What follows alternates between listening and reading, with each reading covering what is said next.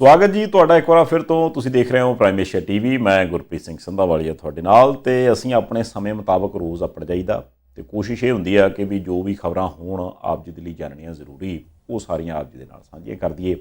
ਅੱਜ ਵੀ ਜਿਵੇਂ ਗੱਲ ਕਰਾਂ ਤੇ ਇੱਕ ਤੇ GST ਨੂੰ ਲੈ ਕੇ ਬੜਾ ਰੌਲਾ ਜੀ, ਦੂਸਰੇ ਪਾਸੇ ਮੁੱਖ ਮੰਤਰੀ ਸਾਹਿਬ ਕਹਿੰਦੇ ਪਿੰਡ ਚਲ ਗਏ।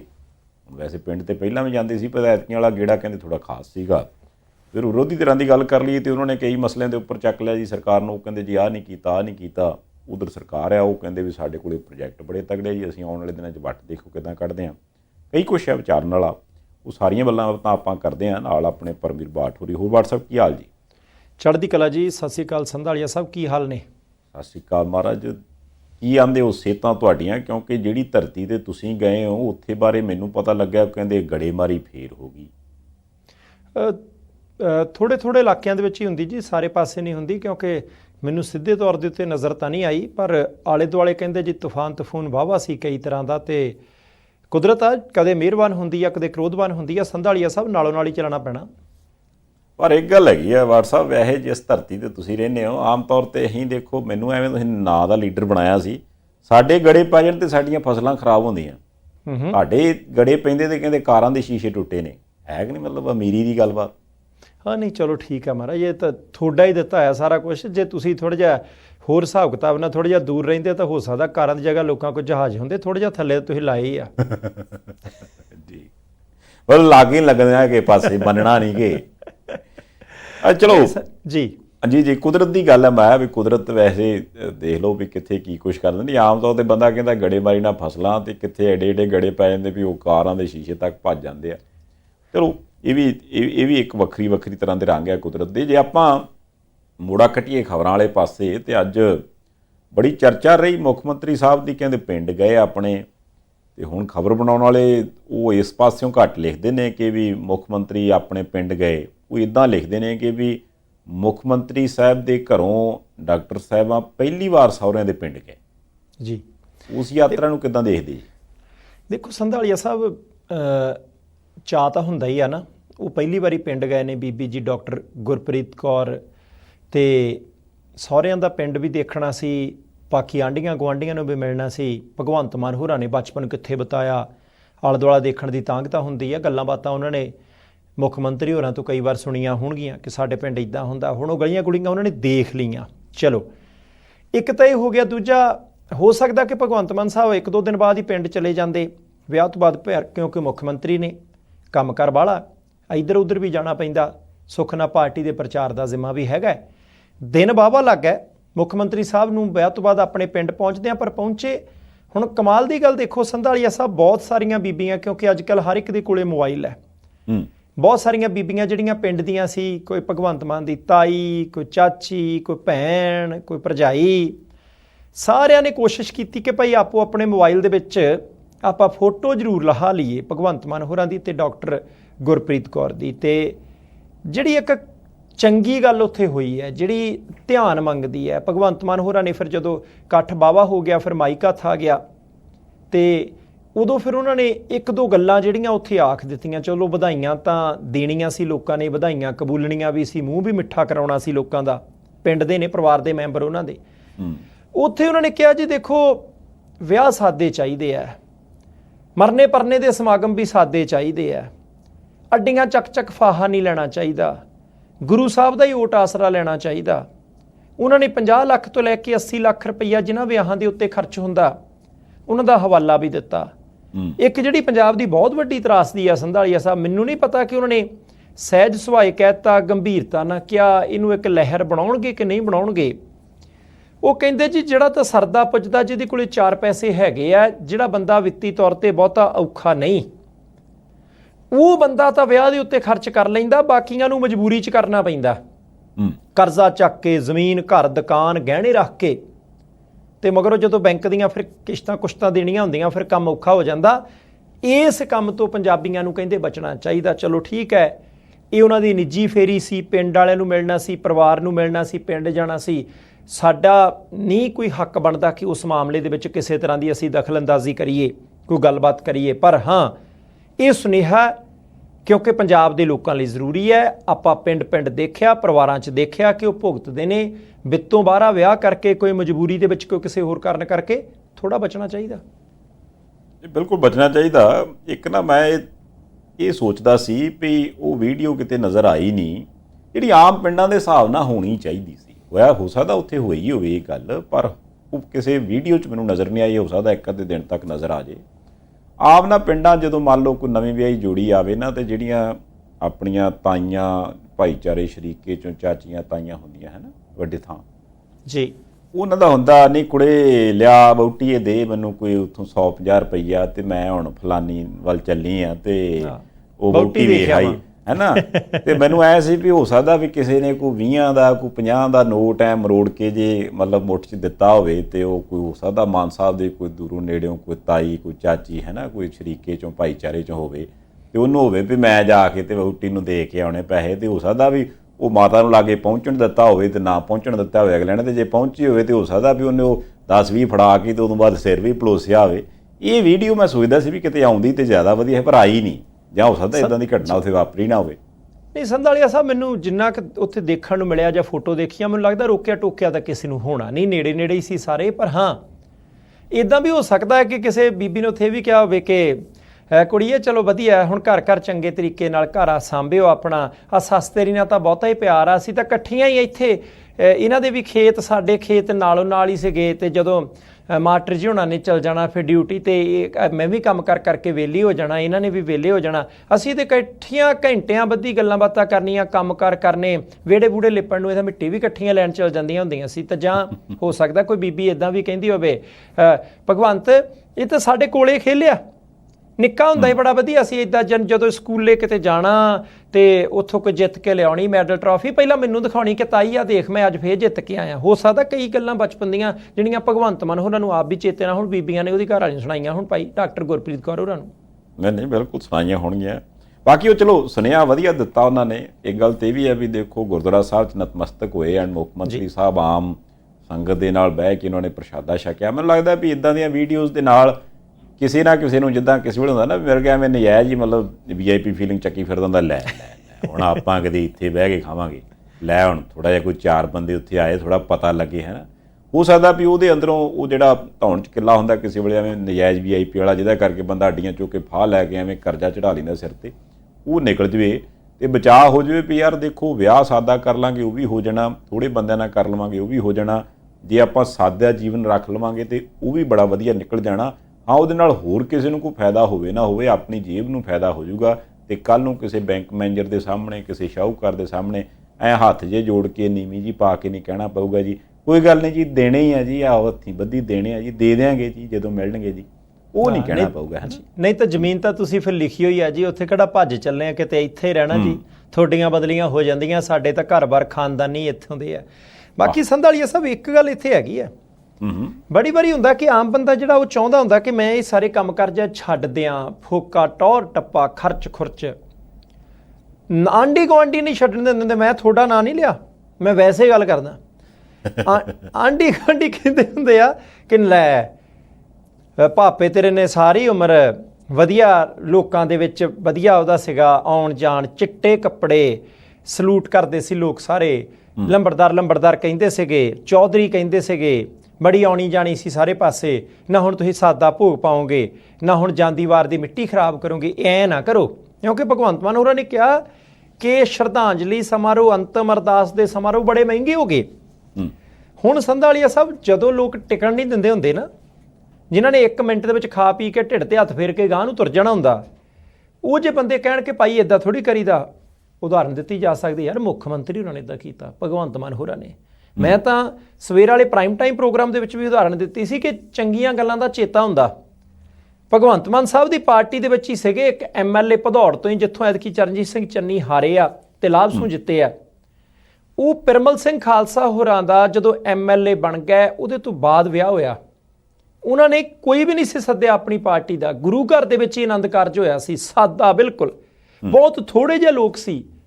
ਚੰਗੀ ਗੱਲ ਸੀ, ਚੰਗੀ ਪਿਰਤ ਪਾਈ ਆ। 2 ਉਦਾਹਰਨਾਂ ਤੁਸੀਂ ਜਦੋਂ ਮਰਜ਼ੀ ਦੇ ਦਿਓ। ਜੇ ਕੋਈ ਬੰਦਾ ਆਣ ਕੇ ਬਹੁਤ ਹੀ ਕਹਿੰਦਾ ਲੈ ਇੱਦਾਂ ਚੰਗੇ ਲੱਗੀਦਾ, ਲੋਕ ਕੀ ਕਹਿਣਗੇ, ਫਿਰ ਇੱਦਾਂ ਥੋੜ੍ਹੀ ਕਰੀਦਾ, ਤੁਸੀਂ ਉਲਟ ਜਾਂਦੇ ਹੋ, ਕਿਤੇ ਪੈਸੇ ਨਾਲ ਲੈ ਜਾਣੇ ਹਿੱਕ ਤੇ ਧਰ ਕੇ, ਜਿਹੜਾ ਇਦਾਂ ਕਹਿੰਦਾ ਉਹਨੂੰ 2 ਉਦਾਹਰਨਾਂ ਦੇ ਦਿਓ। ਇਹਨੇ ਇੱਕ ਤੀਜੀ ਉਦਾਹਰਨ ਮੈਨੂੰ ਚੇਤੇ ਆ ਗਈ, ਜਦੋਂ ਇੱਥੇ ਆਏ ਸੀ ਆਪਣੇ ਗਾਇਕ ਨੇ ਵੱਡੇ ਕੰਵਰ ਗਰੇਵਾਲ ਹੋ ਰਹੀ, ਉਹਨਾਂ ਨੂੰ ਮੈਂ ਪੁੱਛਿਆ ਸੀ, ਮੈਂ ਕਿਹਾ ਵੀ ਯਾਰ ਉਹ ਸਾਦਾ ਜਿਹਾ ਵਿਆਹ ਕਰਾ ਲਿਆ ਸੀ ਯਾਰ, ਐਡਾ ਵੱਡਾ ਬੰਦਾ ਸਿੰਗਰ, ਤੇ ਲੋਕਾਂ ਆਖਿਆ ਨਾ ਵੀ ਪੈਸੇ ਕਿੱਥੇ ਖੜਨੇ।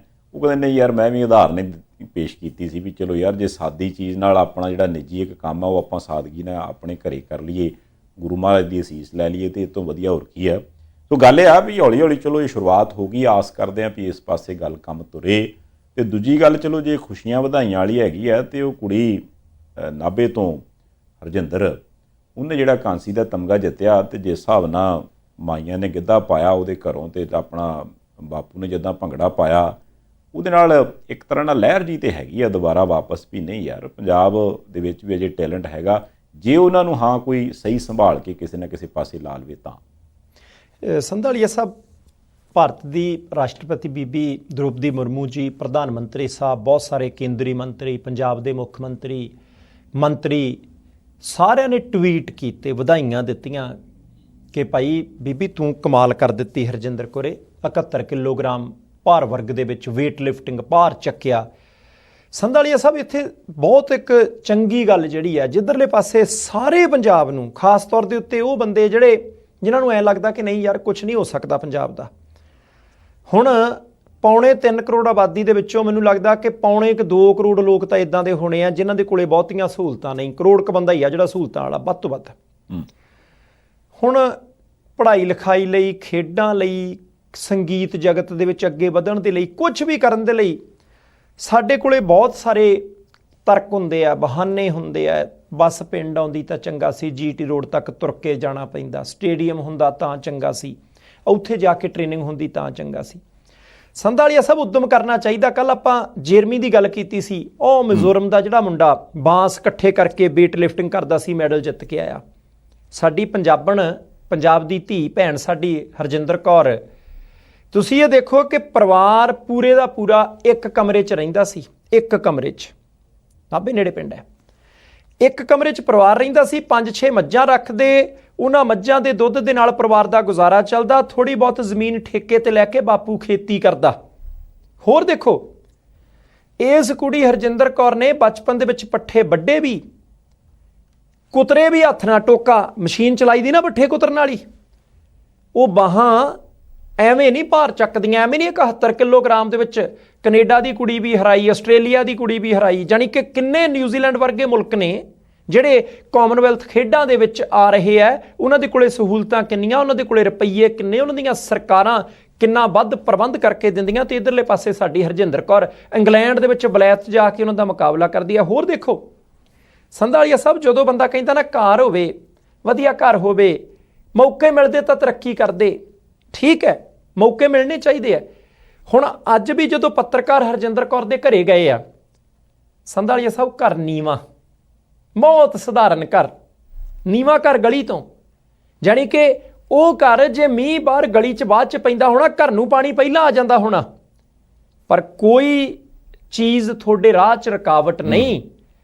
ਘਰ ਭਾਵੇਂ ਨੀਵਾਂ ਹੈ, ਪਰ ਕੁੜੀ ਨੇ ਜਦੋਂ ਭਾਰ ਚੱਕਿਆ ਤੇ ਆਪਣੀਆਂ ਬਾਹਾਂ ਤੇ ਚੱਕਿਆ, ਹੱਥਾਂ ਨਾਲ ਚੱਕਿਆ, ਉੱਚਾ ਚੱਕਿਆ, ਦੇਸ਼ ਦਾ, ਪੰਜਾਬ ਦਾ, ਸੂਬੇ ਦਾ, ਆਪਣੇ ਪਿੰਡ ਦਾ, ਆਪਣੇ ਮਾਪਿਆਂ ਦਾ ਨਾਂ ਉੱਚਾ ਕੀਤਾ। ਤੇ ਅੱਜ ਵੀ ਉਹਨਾਂ ਦੇ ਘਰੇ ਮੋਟਰ ਨਹੀਂ ਹੈ, ਅੱਜ ਵੀ ਪਸ਼ੂ ਰੱਖੇ ਆ ਤੇ ਪੱਠੇ ਐਂ ਹੀ ਕੁਤਰੇ ਜਾਂਦੇ ਆ।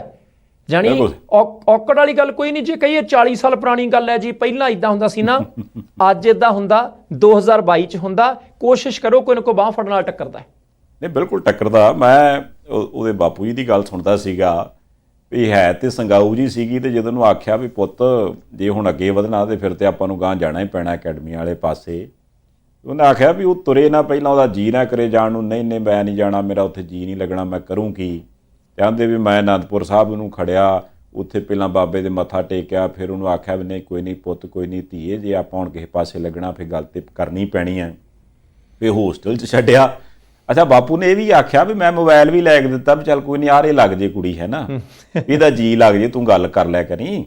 ਕਹਿੰਦੀ ਵੀ ਨਹੀਂ ਚਲੋ ਠੀਕ ਆ, ਹੌਲੀ ਹੌਲੀ 1 ਦਿਨ 2 ਦਿਨ 4 ਦਿਨ, ਫਿਰ ਕਹਿੰਦੇ ਐਸਾ ਜੀ ਲੱਗਾ ਵੀ 4 ਸਾਲ ਹੋ ਗਏ ਉੱਥੇ, ਤੇ ਕਿਤੇ 2 ਘਰਾਂ ਆਈ ਹੋਊਗੀ ਪਿੰਡ, ਉਹ ਵੀ ਕਿਤੇ ਵਿਆਹ ਸ਼ਾਦੀ ਤੇ ਮਾੜਾ ਮੋੜ ਕਿਸੇ ਨੇ ਕੋਈ ਜ਼ਰੂਰੀ ਸੱਦ ਲਿਆ, ਅਵਲ ਤੇ ਕਈ ਉਹ ਵੀ ਸਕਿਪ ਕਰਤੇ ਵੀ ਨਹੀਂ ਘਰ ਦੀ ਗਰੀਬੀ ਕੱਢਣੀ। ਇਹ ਡਾਇਲੌਗ ਜੇ ਬਾਪੂ ਦਾ ਅੱਜ ਵੀ ਪੱਤਰਕਾਰਾਂ ਨੂੰ ਮੰਨ ਲਓ ਉਹਨੇ ਬੋਲਿਆ ਤਾਂ ਮੰਨ ਲਓ ਉਹਨੂੰ ਯਾਦ ਸੀ ਵੀ ਮੇਰੀ ਧੀ ਨੇ ਮੈਨੂੰ ਕਿਹਾ ਕੀ ਸੀ।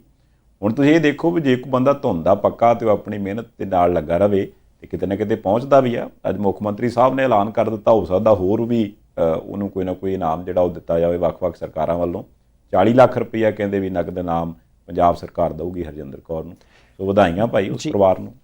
ਸੰਧਾਲੀਆ ਸਾਹਿਬ ਬਹੁਤ ਜ਼ਰੂਰੀ ਆ। ਦੇਖੋ ਹੱਕ ਬਣਦਾ ਸਾਡੀ ਉਸ ਮਟਿਆਰ ਦਾ, ਤੇ ਉਹਨਾਂ ਦਾ ਵੀ ਹੱਕ ਬਣਦਾ ਜਿਹੜੀ ਅਜੇ ਪਨੀਰੀ ਆ, ਜਿਹੜੇ ਅਜੇ ਖੇਡਣਾ ਚਾਹੁੰਦੇ ਆ ਕਿ ਭਾਈ ਉਹਨਾਂ ਨੂੰ ਸਹੂਲਤਾਂ ਦਾ ਪ੍ਰਬੰਧ ਕਰਕੇ ਦਿਓ।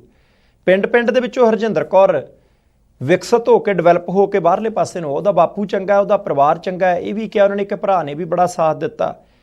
ਹੁਣ ਸੰਧਾਲੀਆ ਸਾਹਿਬ ਤੁਸੀਂ ਦੇਖੋ ਕਮਾਲ ਦੀ ਗੱਲ ਕਿ ਸਿਰੜ ਜਿਹੜਾ ਤੁਹਾਡਾ ਦ੍ਰਿੜ ਇਰਾਦਾ ਬੜਾ ਜ਼ਰੂਰੀ ਹੁੰਦਾ। ਆਪਣੇ ਕਈ ਵਾਰੀ ਆਪਾਂ ਕਹਿੰਦੇ ਜੇ ਆਹ ਕੰਮ ਕੀਤਾ ਫੇਲ ਹੋ ਗਿਆ, ਦੁਕਾਨ ਨਹੀਂ ਚੱਲੀ, ਫੈਕਟਰੀ 'ਚ ਕੰਮ ਨਹੀਂ ਚੱਲਿਆ, ਇੱਥੇ ਪੈਸੇ ਲਾਏ ਸੀ ਤਬਾਹ ਹੋ ਗਿਆ, ਕੋਈ ਨਹੀਂ। ਪਹਿਲਾਂ ਘਰੋਂ 5 ਕਿਲੋਮੀਟਰ ਦੂਰ ਕਬੱਡੀ ਖੇਡਣ ਜਾਂਦੀ ਸੀ ਹਰਜਿੰਦਰ, ਫਿਰ ਬਾਅਦ 'ਚ ਰੱਸਾਕਸ਼ੀ ਦੇ ਵਿੱਚ ਕੋਚ ਸਾਹਿਬ ਨੇ ਲਾਤਾ। ਉਹਦੇ ਤੋਂ ਬਾਅਦ ਫੇਰ ਵੇਟ ਲਿਫਟਿੰਗ ਆ ਲਾਈ ਆ, ਸਿੱਧੀ ਨਹੀਂ ਕਿ ਅੱਜ ਹੀ ਪਤਾ ਲੱਗ ਗਿਆ ਸੀ ਕਿ ਅਚਾਨਕ ਪਰਿਵਾਰ ਨੂੰ ਪਤਾ ਲੱਗ ਗਿਆ ਤੂੰ ਭਾਰ ਤੋਲਿਆ ਕਰ, ਨਾ ਇਦਾਂ ਨਹੀਂ। ਪਹਿਲਾਂ ਕਬੱਡੀ, ਫਿਰ ਰੱਸਾਕਸ਼ੀ, ਫਿਰ ਵੇਟ ਲਿਫਟਿੰਗ, ਤੇ ਵੇਟ ਲਿਫਟਿੰਗ ਦੇ ਵਿੱਚ ਜਾ ਕੇ ਮੈਡਲ ਜਿੱਤਿਆ। ਜਾਣੀ ਤੁਹਾਨੂੰ ਰਾਹ ਦੇ ਵਿੱਚ ਚੱਲਦਿਆਂ ਕਈ ਮੋੜ ਕੱਟਣੇ ਪੈਂਦੇ ਆ, ਘਬਰਾਉਣ ਦੀ ਲੋੜ ਥੋੜੀ ਹੈ। ਤੁਹਾਡਾ ਪਿਛਲਾ ਤਜਰਬਾ ਤੁਹਾਡੇ ਕੰਮ ਆਉਂਦਾ। ਹੁਣ ਹੋਰ ਦੇਖੋ ਕੋਵਿਡ ਆਇਆ, ਕੋਵਿਡ ਦੇ ਵਿੱਚ ਲੋਕਡਾਊਨ ਲੱਗਾ, ਸੜਕ ਦੇ ਉੱਤੇ ਜਾਣ ਤੇ ਪਾਬੰਦੀ, ਸਾਰਾ ਕੁਝ ਬੰਦ ਹੋ ਗਿਆ। ਕੋਚ ਦੇ ਘਰੇ ਰਹਿ ਕੇ ਟ੍ਰੇਨਿੰਗ ਨਹੀਂ ਛੱਡੀ, ਤੇ ਸੰਧਾਲੀਆ ਸਾਹਿਬ ਜਦੋਂ ਫਿਰ ਟ੍ਰੇਨਿੰਗ ਨਹੀਂ ਛੱਡੀ ਤੇ ਉਹਦਾ ਸਿੱਟਾ ਅੱਜ ਮੈਡਲ ਦੇ ਰੂਪ 'ਚ ਨਿਕਲਦਾ। ਇਸ ਕਰਕੇ ਜੇ ਨਿਰਾਸ਼ ਬੈਠੇ ਹੋ, ਜੇ ਹੱਥ ਤੇ ਹੱਥ ਧਰ ਕੇ ਬੈਠੇ ਹੋ, ਜੇ ਡਿਪਰੈਸ਼ਨ ਦਾ ਸ਼ਿਕਾਰ ਹੋ ਕਿ ਕੁਝ ਨਹੀਂ ਹੋ ਸਕਦਾ, ਅੱਜ ਹੀ ਸ਼ੁਰੂ ਹੋਵੋ, ਨਤੀਜੇ ਮਿਲਦੇ ਜ਼ਰੂਰ ਹੈ। ਹਰਜਿੰਦਰ ਸਾਡੇ ਕੋਲੇ ਉਹਦੀ ਉਦਾਹਰਣ ਹੈ। ਇਹ ਬਿਲਕੁਲ ਹੈਗੀ ਆ। ਬਾਕੀ ਚਲੋ ਆਪਾਂ ਆਸ ਉਮੀਦ ਕਰਦੇ ਹਾਂ ਵੀ ਇਹਦੇ ਨਾਲ ਹੋਰਨਾਂ ਨੂੰ ਵੀ ਕੋਈ ਨਾ ਕੋਈ ਹੌਸਲਾ ਮਿਲੂਗਾ। ਵੈਸੇ ਮੈਂ ਇੱਕ ਗੱਲ ਸੋਚਦਾ ਸੀ ਵੀ 71 ਕਿਲੋ ਵਰਗ ਦੇ ਵਿੱਚ ਜਿਹੜਾ ਉਹਨੇ ਤਮਗਾ ਜਿੱਤਿਆ, 71 ਕਿਲੋ ਇਹਦਾ ਮਤਲਬ ਕੁੜੀ ਦਾ ਭਾਰ ਖੁਦ ਦਾ ਹੈਗਾ। ਤੇ ਮੈਂ ਤਾਂ ਆਪਣੀਆਂ ਉਹਨਾਂ ਵੀ ਬੀਬੀਆਂ ਭੈਣਾਂ ਨੂੰ ਬੇਨਤੀ ਕਰਦਾ ਜਿਹੜੇ ਆਮ ਤੌਰ ਤੇ ਕੰਡੇ ਤੇ ਚੜ੍ਹ ਕੇ ਉਹ 55 ਹੋ ਗਿਆ ਹੈ, ਇਸਕੋ ਕਮ ਕਰਨਾ ਹੈ, ਡਾਈਟਿੰਗ ਕਰਨੀ ਹੈ ਨਾ। ਕੋਈ ਜ਼ਰੂਰੀ ਨਹੀਂ ਹੁੰਦਾ ਕਿ ਮਤਲਬ ਆਪਾਂ ਭਾਰ ਜਿਹੜਾ ਹੈ ਉਹਨੂੰ ਕੰਟਰੋਲ ਕਰ ਲਈਏ ਤੇ ਫੇਰ ਹੀ ਸਾਰਾ ਸਰੀਰ ਸੈੱਟ ਹੋ ਸਕਦਾ। ਸਰੀਰ ਨੂੰ ਜੇ ਆਪਾਂ ਤੰਦਰੁਸਤ ਰੱਖਣਾ ਤੇ ਉਹਦੇ ਲਈ ਜੇ ਭਾਰ ਪੂਰਾ ਵਧੇਰੇ ਵੀ ਹੋਊਗਾ ਕੋਈ ਬਹੁਤਾ ਫਰਕ ਪੈਂਦਾ ਨਹੀਂ।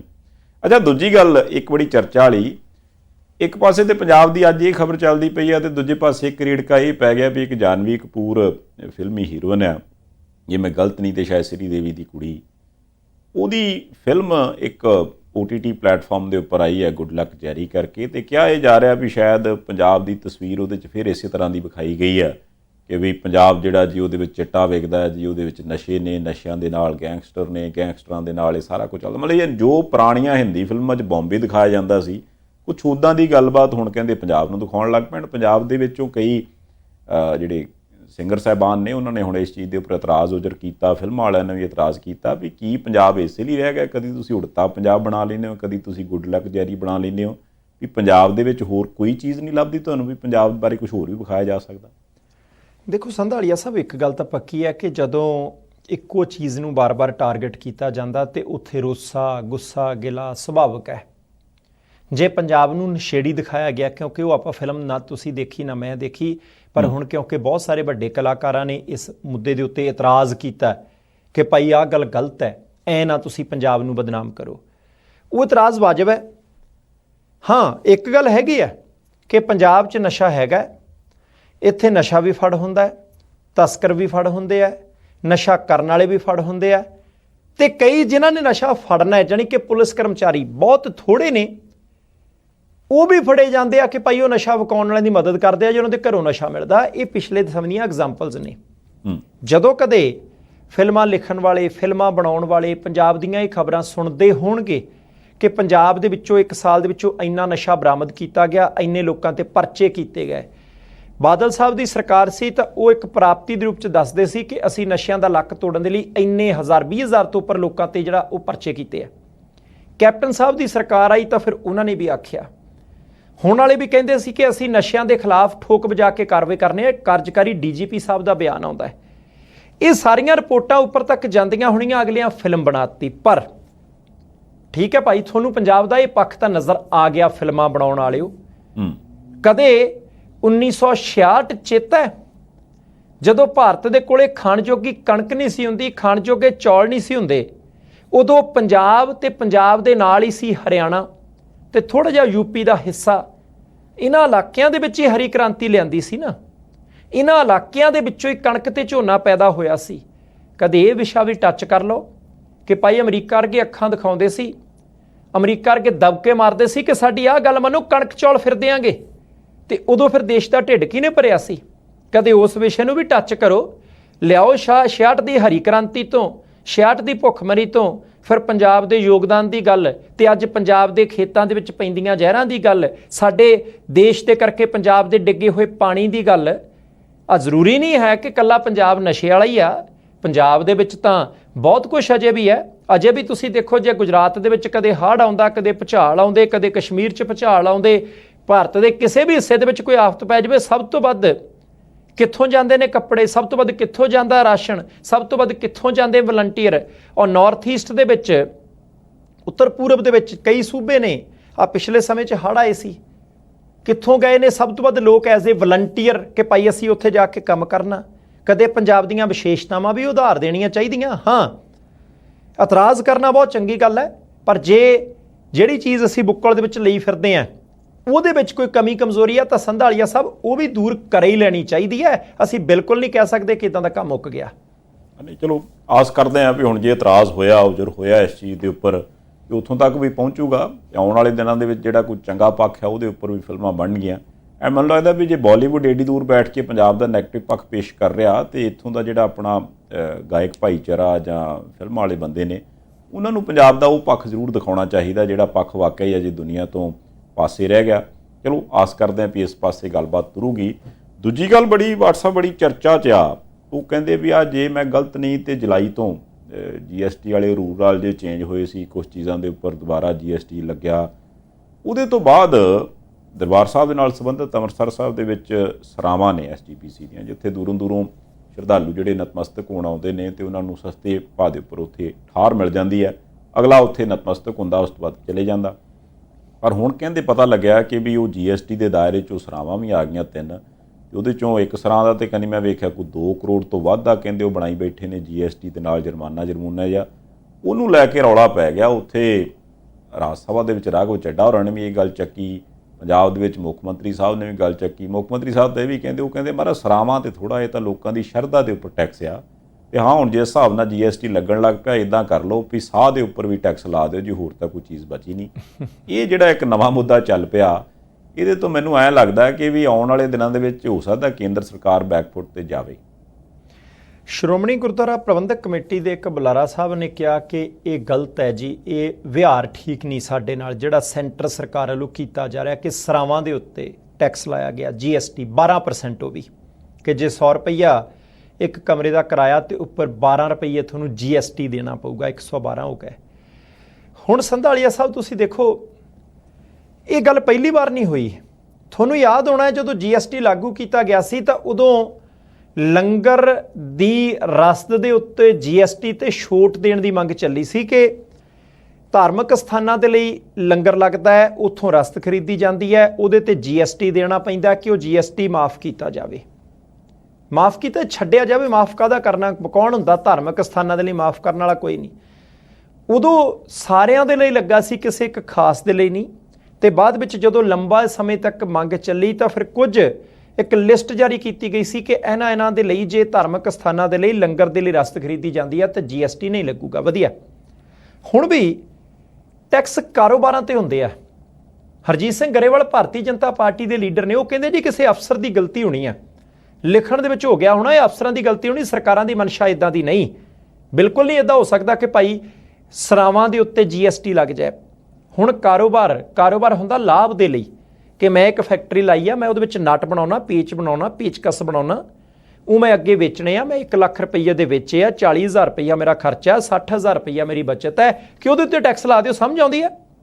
ਪਰ ਦੂਸਰੇ ਪਾਸੇ ਹੁਣ ਸਰਾਵਾਂ ਦੇ ਵਿੱਚ ਤਾਂ ਇਹ ਵੀ ਨਹੀਂ ਹੈ ਕਿ ਇਕੱਲਾ ਸਿੱਖ ਭਾਈਚਾਰਾ ਆਉਂਦਾ ਹੈ। ਸ਼੍ਰੀ ਦਰਬਾਰ ਸਾਹਿਬ ਦੇ ਅੰਦਰ ਜਿਹੜੀਆਂ ਸਰਾਵਾਂ ਨੇ, ਕਿਸੇ ਵੀ ਭਾਈਚਾਰੇ ਦਾ ਬੰਦਾ, ਗੈਰ ਸਿੱਖ ਬਹੁਤ ਆਉਂਦੇ ਨੇ, ਉਹ ਵੀ ਸਰਾਵਾਂ ਦੇ ਕਮਰਿਆਂ 'ਚ ਰਹਿੰਦੇ ਆ।